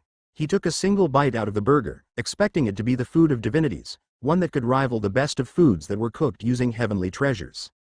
It didn't need to be said just how disappointed he was. This tastes shit, he said angrily. I did not want to be the one to say that, Black Halo said as he quickly swallowed the food without chewing much. Your world must be very poor to sell garbage like this, Master, White Depthfield said. All right, stop speaking. If you're not going to eat then stop, Ning said as he begrudgingly ate the food. The rest watched him eat angrily and decided to at least finish the food. As Ning ate, someone in the building asked the staff to put something on the TV. As the TV lit up, the people there started hearing some sort of news report. We do not have any information on what is happening inside. It is said that the ones that went in are rookies, so everyone is very worried, the news reporter said. What's that? Some sort of movie? Safandra asked. No, that has to be news, Ning said as he looked at the flat-screen TV. The breaking news at the bottom said that this was the Fire Dragon's newbie's first dungeon hunt. What's that? Ning looked curiously when he saw the pool of moving energy on the screen. Is that a dungeon gate? Safandra finished speaking. That's similar to the dungeon gates in the games we played. Yes, it is, Ning said. They're out. The woman in the news shouted. There we have it, folks. The group of newly formed hunters has successfully cleared the dungeon. You will not need to worry about any dungeon break from this dungeon. We will try to get more information from them. Please stay tuned to Channel 42's live report. Ning watched as a curious smile formed on his face. It would seem that a hunter is not as simple as I first imagined. Dungeons have formed in this world? Safandra was surprised. Is that the thing with the different universes? It must be, Ning said. The system did say that there were 2 universes that were affecting this galaxy, and that Earth was already being filled with the energy from the different world. As it would seem, the majority of the world must use mana for that to be what is affecting this world, Ning said. I am very curious as to what is going on now. Should we leave then? Go check out the different dungeons? Safandra asked. Ning thought for a moment and shook his head. Later, he said. Now that I am back here, there is some place I wish to visit first. He turned to look at Black Halo. What do you plan on doing now? He asked. Since you are out, do you still intend to stick with us, or do you want to be on your own? I have received all the help I required, Senior. Any further assistance will not be necessary, he said. Is that so? Ning said as he thought for a bit. He then asked the system to create something to help Black Halo with the knowledge of the Earth. The system created something and Ning looked at it. "What is this piece of glass?" he asked. Just then, the glass glowed and something appeared on it. "Wait, is this a phone?" Ning moved it around. "It's not even transparent." He then saw something on the screen and couldn't help but sigh. "It's 2029 already, huh? I really have only been gone for 7 years. It's almost scary to think about how little time has passed." He handed it over to Black Halo, who looked at it weirdly. "You should be able to learn how to use it on your own, or wait, just touch here, here, and here. This is where you can learn the language. Once you learn it, you will have to get adjusted to this world. There are laws here where killing, stealing, hurting, or even just disrespecting someone can be illegal to some extent. You also can't just go after someone for what they do to you. An eye for an eye does not exist here in the view of the law. If someone kills your family, and you kill them back, you will still be held accountable for murder, albeit not as severely had you been the other person. There are books on law in there as well and a way to communicate with me if you need anything. However, I may not stay here for longer than 5 days. I will need to leave pretty soon." "I understand, Senior. Thank you," Black Halo said. He then stood up and walked away. "So, what do we do now?" White Depthfield asked. "Now, we go to my home country," Ning said. He grabbed the tiger's hands across the table from him and teleported. The people around him were surprised when he disappeared just like that, but they assumed that he was a hunter or an apostle and returned to their task. Ning arrived a few distances away from Chengdu City, appearing along the side of the road that led to the city. The cars went past and he was surprised to see the lack of trees along the way. So much has changed, he thought. It wasn't that far from here where his parents had crashed against an oncoming truck and died. Now that he had his memories, he remembered that his parents were coming back from the city where his father had gone to interview for a new job. If he had passed, Ning's family would have moved away from the suburban life and gone to the big city. He couldn't say that their life in the suburbs had been a bad one, but this move would have definitely been an improvement. He shook his head. "Let's go," he said and walked along the road for a few hundred meters before the road forked into a smaller road that led somewhere other than the city. How long had it been since he had come here? Was it 2021 when he last came to this place? He remembered it was right after he had left the orphanage, before going to the city. It was a hot day, unlike the cool night that covered this side of the earth at the moment. Ning walked quietly for a while before arriving in front of a gate that obstructed his way. He was about to teleport them all in when he stopped. Instead, he turned behind and asked, "Can you guys stay here for a second? I wish to be alone." "Of course, Master," White Depthfield said. "Sure," Safandra said as well. Ning nodded in thanks and simply flew over the gate before lightly landing inside. He then looked ahead in front of him where nothing could hide from his eyes. He knew exactly where he was supposed to go, so he quickly walked through the maze-like place, going past the many headstones, before arriving in front of the ones that held the names Ning Tianshan and Ning Luyan. Those were the names of his father and mother. Ning stood there for a long time, looking at the gravestones silently. He had a million thoughts going across his head just moments prior, and yet now he couldn't find any in his head. His head had gone blank while his eyes simply stared at the names on the gravestones. He didn't know whether to feel happy or sad at returning to this place once again. There were certainly bad memories attached to this place, but so were there happy memories of the times when the three of them were still together. In the end, he could only think to say a single thing, so he smiled a little as he spoke the words he would think his parents would be most happy to hear. "Father, Mother, I'm back." Ning had no leftover grief that he had to deal with. Everything he did, he had dealt with in his past life and including this life. He had gone through many trials and tribulations that had hardened him as a warrior. And yet, after an hour of telling his parents about his life, when it came time for him to leave, he couldn't help but feel the tears stream down his cheeks. He chuckled a bit when he felt them wet his cheeks. "Well, at least that proves that I'm not heartless, I suppose," Ning thought. He stood up to leave, but before he did, he turned around. "System, is it possible to know where they reincarnated to and if their current lives are happy?" he asked. "I'm sorry, they have no more lives after this. This was their last reincarnation." The tears that were starting to stop flowed once more. "What?" he asked. The system said nothing.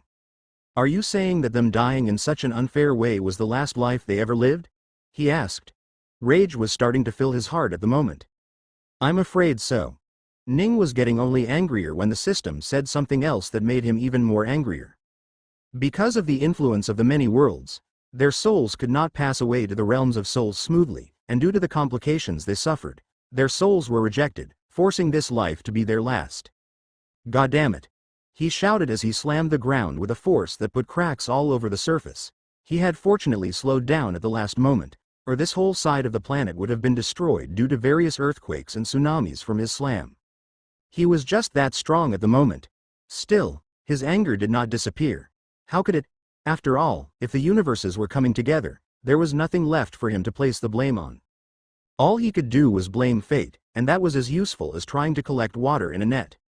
He took a few deep breaths as the cool air of the night filled his lungs. He used that to calm his head as well as he could before hearing a bunch of shouts from the distance. "Ah, it's the Gravekeeper.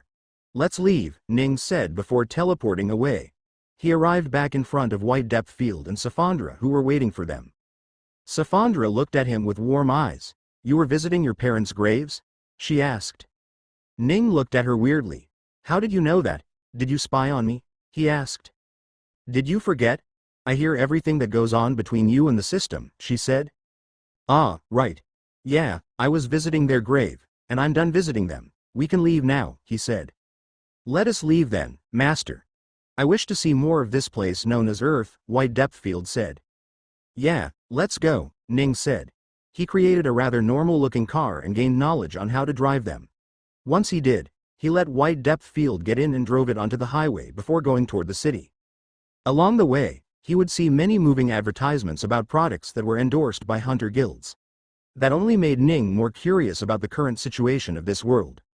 "System, give me thorough details on everything that has happened in this world since the interference from the two universes," Ning said.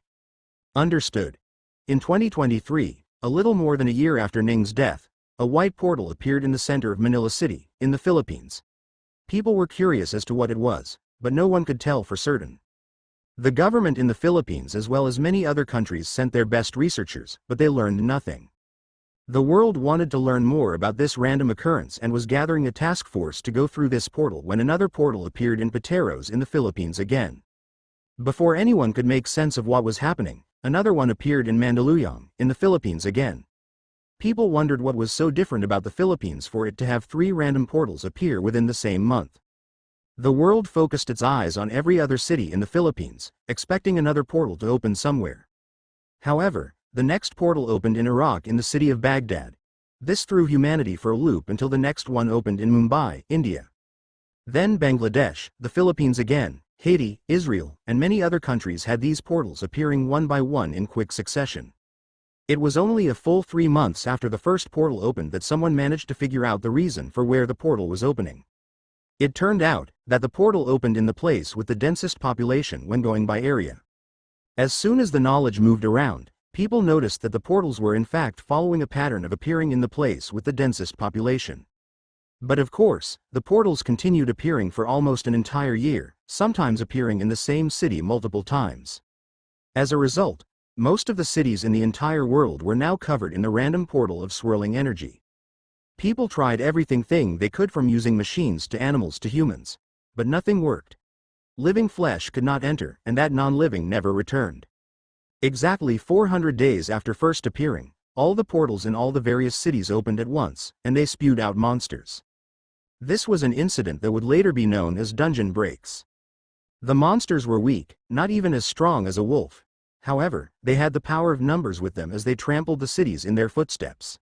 Humanity fought back, killing what it could, bombing what it couldn't, and yet they didn't win. At the end, when all hope seemed lost, they arrived to save the day. The Apostle of Gods. The apostles were given incredible power and authority by various different gods, and they used that power to help the world against the dungeon break. They defeated all the monsters, bringing the people peace in the apocalypse. The apostles became the heroes of the new generation, and every single person looked up to them. After the incident that came to be known later as dungeon breaks, it became known that people could now enter it for some reason. However, not everyone was allowed to enter it so easily. After all, this was the same portal that spewed out monsters into the world. Who knew what they could hold? So, the government started off by sending in the military, along with the apostles in their country to scout. Surprisingly, it turned out that there was a contained space within this portal that held monsters inside. There weren't many monsters, however, so the military and apostles easily defeated them. They returned from the newly named dungeons with research materials which were quickly taken by the government. Not long after, it became known that there were a lot of materials inside, many different minerals and metal ores that could be very beneficial to the earth. So, they started sending in people to mine it. While mining dungeons, they also started bringing back the remains of dungeon beasts, which were always just small purple stones that were later known as mana cores. Around the same time, people started getting awakened with powers that shouldn't have existed otherwise. Some were strong, some were weak. A gifted engineer, who was also an apostle, crafted the first machine that could quantify the strength and weaknesses of these newly awakened humans, which he powered with mana cores. That had been a game changer for humanity, and everyone wanted what he had made for their country. Surprisingly, instead of capitalizing on the thing he had crafted, the apostle instead gave out the schematics to the entire world for free. All he asked in return was that they pray to the god that he was the apostle of. The rest of the story was simple.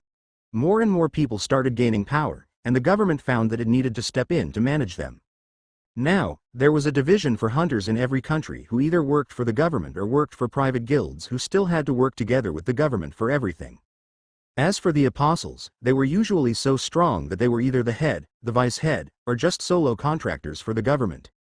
It had been over 4 years since then, and the only thing that had changed was that a few of the countries had suffered devastating defeats during the dungeon break. The country that seemed to have succeeded the most was surprisingly South Korea, despite it being a smaller nation. "Oh, this world has gods too. Are you going to reprise your title here too, Master?" White Depthfield asked.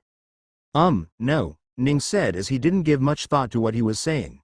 He focused a bit more on the apostles' part of the information before stopping. It says that a few select humans were first given powers by these beings that call themselves gods, but they seem to have a word that they use to describe themselves even more, Ning said. Constellations. Ning's eyes narrowed. Are they who I think they are? He asked. Yes, those are constellation wills. Wills, am I in trouble? He asked. Should I be taking in their energy?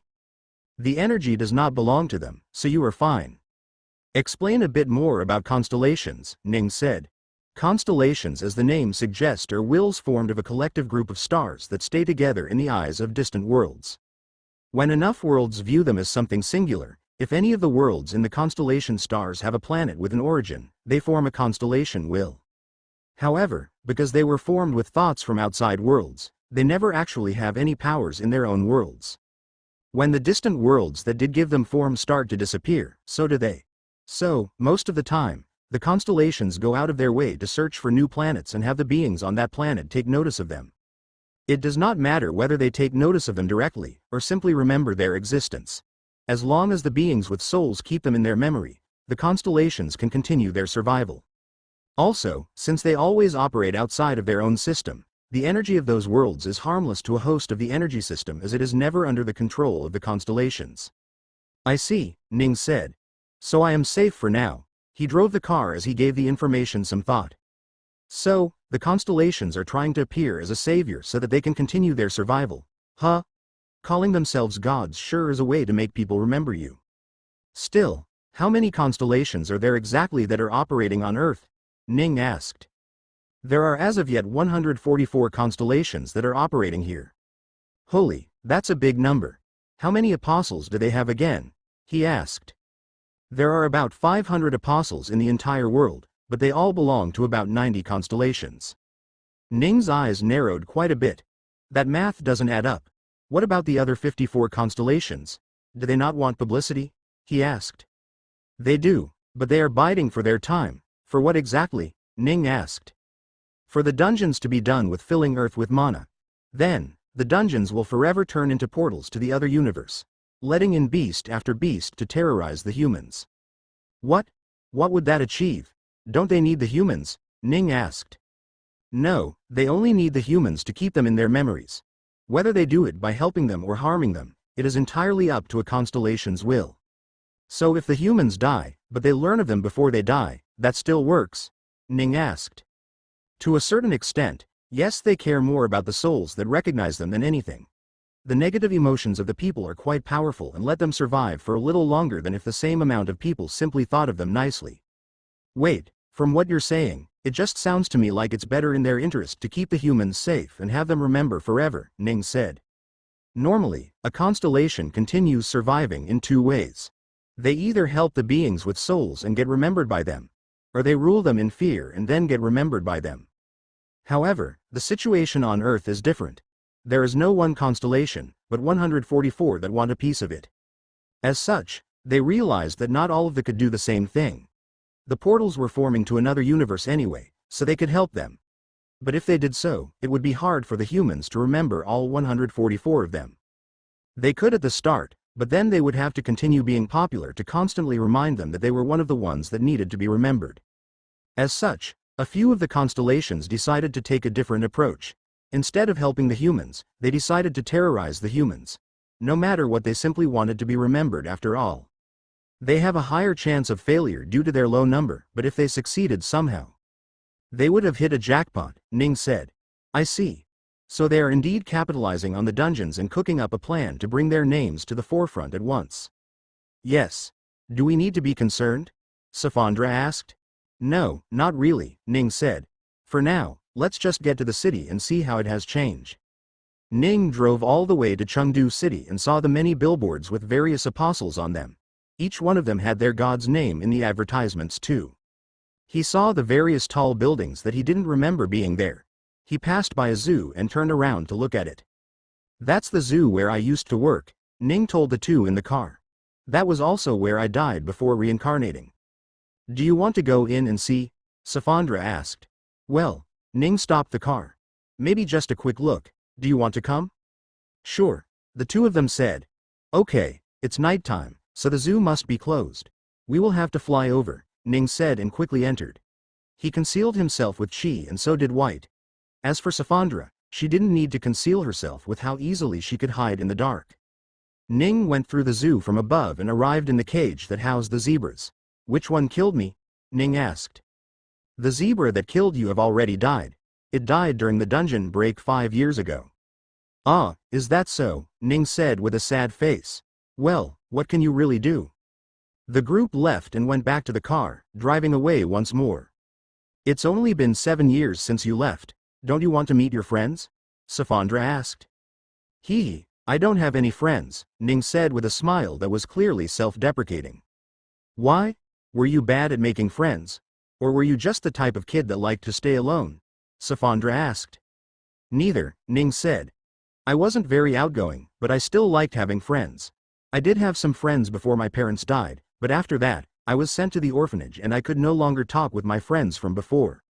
I tried making friends in the orphanage, but any time I got close to someone, I would only be disappointed after they were adopted, and I was left all alone. After a few times of making friends and losing them, I finally stopped trying to make friends altogether. I would just sit in the lounging area, watching the same old movies that we were allowed to watch in the orphanage, Ning said. Sadly, after I left the orphanage, I was alive for barely 3 months. Not enough to make any real friends. I see, Safandra said. What about relatives? White Depthfield asked. Did you not have any? No, Ning thought. My parents never took me to any relatives from what I can remember. My grandparents died when I was very young. My father's parents, that is. As for my mother's parents, I think they might have died early too. I don't remember her saying anything about them, Ning said.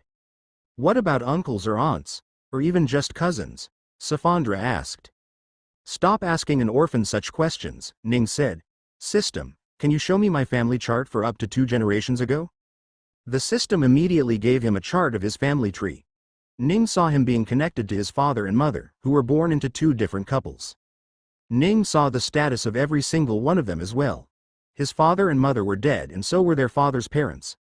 On his mother's side, however, while her father was dead, her mother was still alive. I have a grandmother. Ning's eyes narrowed as a cold emotion filled him. He saw that his grandmother also had a son who had 2 children of his own. She was still alive, Ning said softly. And my uncle was still alive. Why did they never come to find me? Why did my mother never talk about them? His words were cold and full of hidden anger. System, answer me. Your mother was pregnant with you before she was married. When her family found out, They wanted her to get rid of you. However, your mother refused, and when they threatened to disown her, she left on her own. Since then, she cut her ties and her family never tried to look for her. By now, they assume that she is either living a peaceful life somewhere or has already died in a dungeon break. What surprised Ning the most after learning about his family was that he was actually half Korean. His mother had run away from South Korea and had come to China with his father, who had been there to study. They were forced to leave before his study was fully complete, so his father had never managed to gain enough education to apply for higher jobs. Still, being able to provide for his family, he had already done more than he ever needed to. South Korea, huh? Then my mother must have changed her name when she came here. Her family wouldn't have been able to find her even if they had wanted to. Well, since I have relatives, let's go see what is up with them, Ning said. But, before we leave China, I still need to go somewhere. So, he turned the car around and went towards the orphanage where he grew up. There was no one in the orphanage that he necessarily wanted to meet, but he still cared about the orphanage in general. So, he went there and left an anonymous donation of a large amount. Something that would help the orphanage survive for years and let the children there be happy forever. Once done, Ning turned his car around and made his way toward where the rest of his family remained. He had wanted to visit the dungeon here, but he realized he could do so in South Korea too, so he went there first. The distance between Chengdu and South Korea was nearly 2,000 kilometers, so if he were to go all the way there by car, then it would take forever. He only had given himself 5 days to roam Earth before leaving for Kumia. So, he couldn't waste any time. Ning teleported the car close to Daegu City before driving there himself. By now, the sun was starting to rise on the eastern horizon. Where exactly are we going? Safandra asked. Well, from what I understand, both of my cousins seem to have awakened by now and are working together to make ends meet for their parents. The older daughter, Tae Hya, is a B-ranked mage, while the younger brother, Tae Young-hee, is a C-ranked swordsman, Ning said. Weirdly enough, they are both younger than me. Not weird at all. Wasn't your mother pregnant with you very early on? Safandra asked. Also, are they still younger than you? You look like you're 18 years old. Ah, you're right. Still, it's weird because my uncle, Tae Min-ki, is 4 years older than my mother, and yet my cousins are only 21 and 23. I would have been 25 this year had I still been alive. Speaking of age, my uncle seems to be 53. As for my grandmother, Bak Young-hwa, she seems to be nearing 80 years old now, Ning said. I'm surprised she is still alive. So we're going towards them now? Safandra asked. Yes, Ning said. By the way, do you guys think I should just go lurk around first or make friends with my cousins before revealing myself, or should I just go and introduce myself? Are you a little kid or what? Why are you afraid of just introducing yourself openly? Safandra asked. I was just asked, Master, don't you only have 5 days, number 4 days in this world before you have to leave? White Depthfield asked. Ah, you're right. I do not have time to waste, Ning said. Still, it feels a little awkward. By the time Ning arrived in the neighborhood that system marked, it was already 7 o'clock in the morning. The highways were starting to get packed, but fortunately, Ning and the others were quite far away from the highway. Ning drove through the maze-like streets before arriving in front of a modest-looking house with a small gate at the front. Ning got off the car and went up to the gate. He saw a doorbell to the side and, with some hesitation, pressed it. He heard the ringing in the house and waited. However, when he didn't see anyone walk out, he rang it again. And again. By the 4th time, he thought something was wrong and was about to enter when the door opened and a girl walked out. She was a young adult that was about the same height as him. She had long hair that was surprisingly red and seemed as if she had woken up just yet. She was also wearing some sort of pajamas, so Ning wondered if he woke her up perhaps. She opened the gate harshly and asked, What, this is Tae Min-ki's house, right? Ning asked. Yeah, so? She asked. Then you must be Tae Hya? He asked. What are you? Some sort of salesman. Why do you know our names? We don't want to buy anything, so goodbye, she said as she slammed the gate back. However, Ning placed his hands before the gate could fully close. My apologies, he said. My name is Ning Ruigong. I am the son of Tae Myung-hee. What am I supposed to do with learning your mother's na? The girl paused mid-rant before looking at him suspiciously. Wait for a second, she said and quickly walked back to the house. Father! Father! She shouted. Father! What? A voice came from deep inside the house. The girl quickly went up and Ning saw nothing else. He chose to see nothing else. A moment later, a man clearly in his 50s walked down with a wrinkly face and a bald head. His hair around his temples was also starting to turn gray. He wasn't overweight, but he wasn't fit either. The man seemed to be hungover, but even so his eyes were wide awake as he appeared by the gate. For a full minute, he did nothing but stare at Ning with wide eyes. Then, he finally spoke. "You have your mother's eyes for sure," the man said. "Hello, uncle," Ning greeted back. "So he's really your missing sister's son?" the girl asked. "Yes, he is. Look at us. Don't we look similar?" the old man said. Kinda, I guess," the girl said. "Nephew, where's your mother? Is she in the car outside? Why did that damn girl not contact us for so many years?" his uncle asked. "I'm sorry, uncle. Mother and father both died over 15 years ago," Ning said. "What?"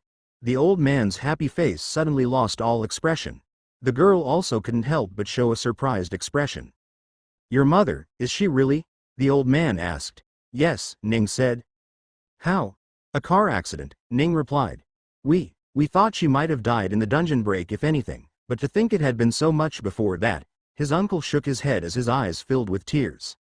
"What about your older brother? Is he alive?" his uncle asked. "Older brother? No, I'm their only child," Ning said. What about their first child?" the uncle asked. "I am that child," Ning said. "I look young, but I'm their first and only child," Ning said. "I see," the old man said. "Who've you been staying with after your parents died? Did your father have any brothers or sisters?" "No, I had no family members, so I stayed in the orphanage until I was 18, Ning said. "Aishish, you must have suffered, dear nephew," the old man said. "Come on in, let us talk more inside." My friend is waiting outside. Is it okay to call him as well?" Ning asked. Yes, the uncle said. Ning quickly walked out and called White Depthfield inside. As for Safandra, she hid inside Ning's clothes, viewing the outside world quietly. His cousin couldn't help but show a wide eye full of shock when she saw the golden-haired White Depthfield walk through the gate. "Hello, I am Tae Hya," she greeted. White Depthfield, however, couldn't speak Korean, so he looked toward Ning. Sorry about that. He only understands Korean a little, but can't speak it. He is called Whitefield. I'm accompanying him on his tour of various different places," Ning said. "Oh, I see," Tae Hya made a disappointed face. Ning walked into the house and was surprised to see how old it was. He didn't say anything regarding that, but he did say something about the messy plates and beer bottles that were around the house. "You must have partied quite a bit last night," he said with a chuckle. Yes. Hya finally became an A-ranked mage, so we partied last night," his uncle said. "Oh, rank A?" Ning was surprised. Even his system didn't know that for some reason. He was sure she was B-ranked. "The intelligence agency I used to find out about you guys said that cousin Hya was still just B-ranked. He must have given me older information." No, the uncle said. "She is still officially a B-ranked, but she grew enough for her skills to reach rank A, so, after today's test, she will officially become an A-ranked mage." "I see," Ning said. "Then I must congratulate you for that, cousin. I would give you a gift, but I'm not sure what you would like, so you will have to wait." No, I don't need anything," she said. "I heard I had another cousin too. Where is he?" Ning asked. "He went to work early in the morning. Rank C doesn't have as much freedom as rank B after all," Tae Hya said. "I see," Ning said. "And what about grandmother?" His cousin and uncle stopped walking as they turned around with a face that did not have any good news. Ning's eyes narrowed as he read the situation. "What's wrong with grandmother?" he asked. "She's sick," Hya said. "She's currently in the hospital under the care of the doctors." Ning's face showed a bit of surprise as well as worry. "Is she okay? Is she hurt?" he asked. "She's not fine, or she wouldn't be in the hospital," his uncle said. "But she's being taken care of and that's all that matters." "What happened to her? Some sort of disease? Or maybe some accident?" Ning asked. "No, she's just poisoned, like everyone else," Hya said. "Sorry, poisoned?" Ning asked. "How long has she been poisoned?" "For 3 years now," Hya said. 3? Ning was surprised. "She's been poisoned for 3 years and they haven't treated her yet?" How do you expect someone to just treat an old lady with mana poisoning? Haya asked. Mana poisoning? He had never heard of that before, so he quickly asked the system for some information. Mana in the air accumulates in everyone's body. Those who can make use of it gain powers, and those who can't end up with a body that doesn't function as well. In severe cases, they fall into a coma, unable to wake up unless treated. Ah, she's mana poisoned, huh? He said. He asked the system if he could treat her, and was surprised to hear he couldn't. He could for a short time, but it was impossible to stop the poisoning from returning again. To heal one completely, one needed to find a fruit that grew in the most treacherous of dungeons. Is there any dungeon around here that has the fruit that can heal her? Ning asked. Nephew, you do not need to worry about it. This little girl will get the antidote in no time, his uncle said. I'm already in A rank, or at least I will be today. I will try hard and gather some more mana stones. After I make enough, I will gather S rank's worth of mana stones and become S ranked. Once that happens, I can go into the dungeons where the fruit grows, Haya said. I see, Ning said. Still, won't it take a long time? What else can I do? The girl asked and shook her head. Don't think about that for now, nephew. It's early in the morning, so you must not have eaten yet. Let me make you some breakfast, his uncle said. Haya, take care of the cleaning. Yes, father, she said and quickly got to work. Ning waited around for the girl to be done before sitting by the table. By the way, I wanted to ask. Your hair, is it natural, or did you dye it? Ning asked. I dyed it, of course, Haya said. I would have loved to have my hair change colors after awakening, but I suppose I'm not so lucky. I see. Also, if you don't mind me asking, does a B rank hunter not make much money? He asked.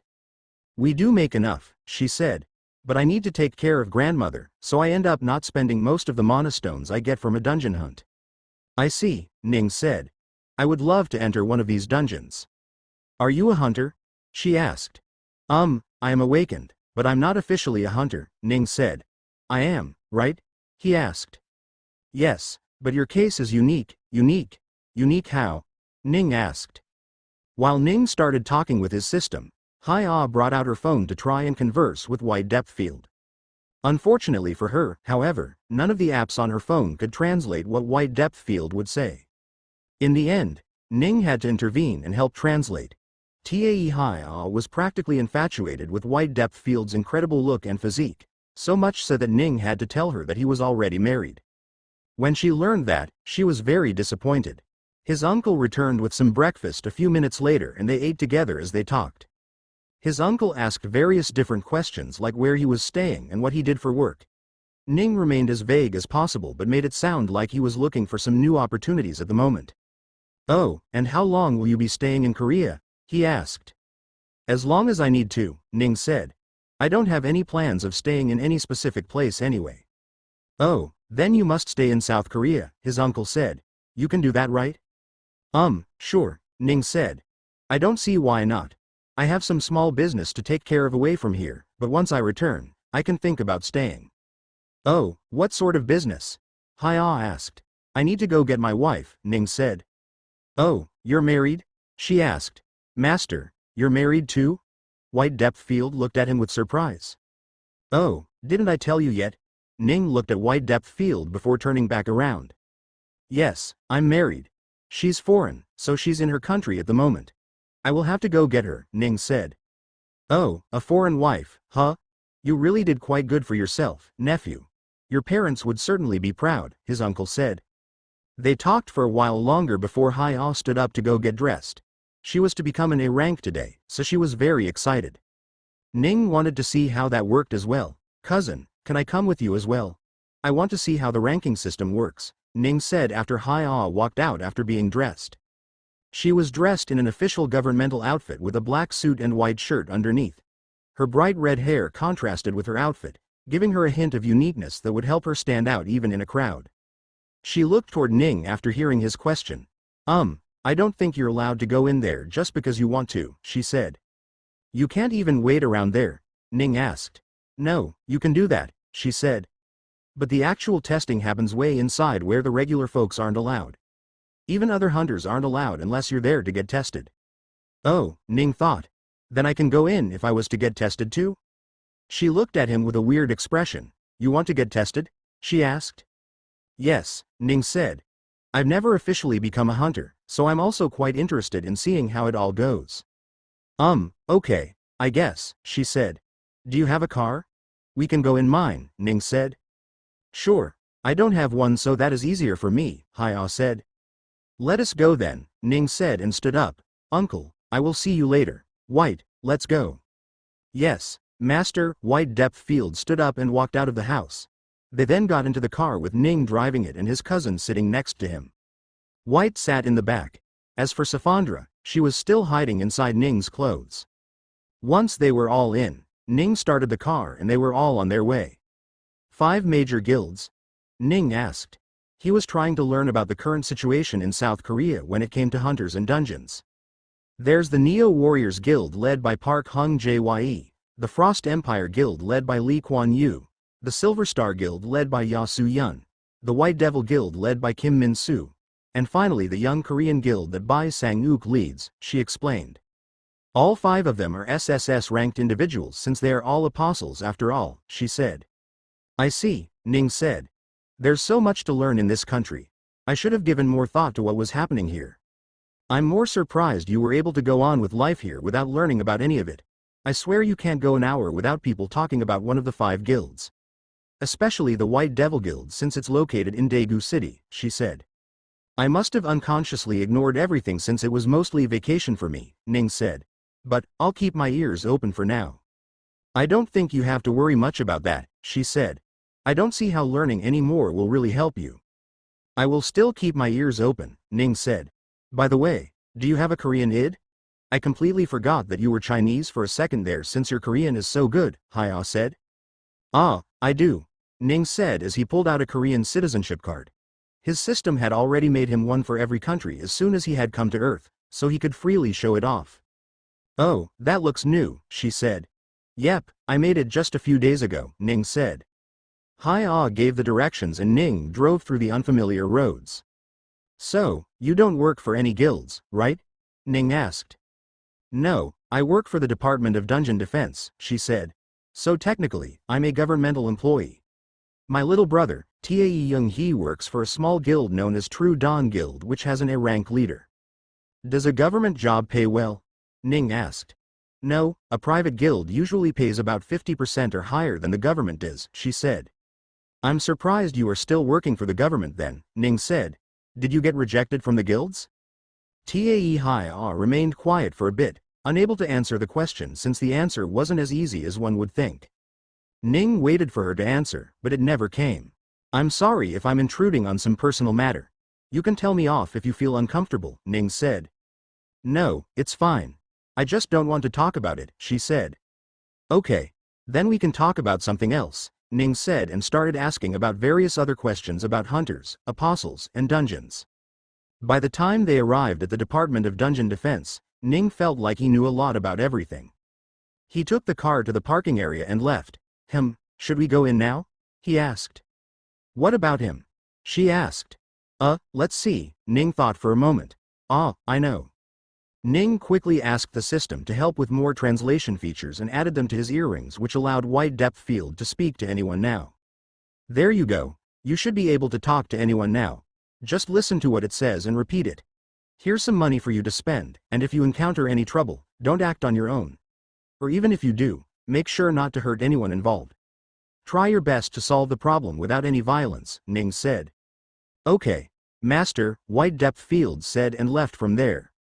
Is he going to be okay all alone? Haya asked. Oh yeah, he'll be fine. Let us go inside now, Ning said. I think I want to go roam the city too. I will go with him, Safandra said and quickly flew away from Ning before going towards White Depthfield. Whatever, he thought and walked with his cousin. Come, let me take you to get registered first, she said and walked away from the car towards the massive building in the distance. There were many sections to the building they went to, but only one of those sections tested hunters' ranks, so that was where the 2 of them went.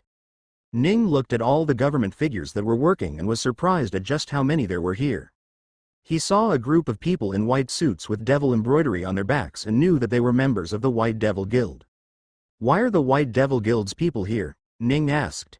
Probably to get tested maybe. Or to schedule some upcoming dungeon runs in dungeons owned by the government, Haya said. As far as I know, they own 3 of the 8 dungeons in the city, with 2 of the remaining 5 being owned by some other guilds. Sometimes, they end up having too many people that want to go dungeon hunting at once, so it's likely they came to borrow one.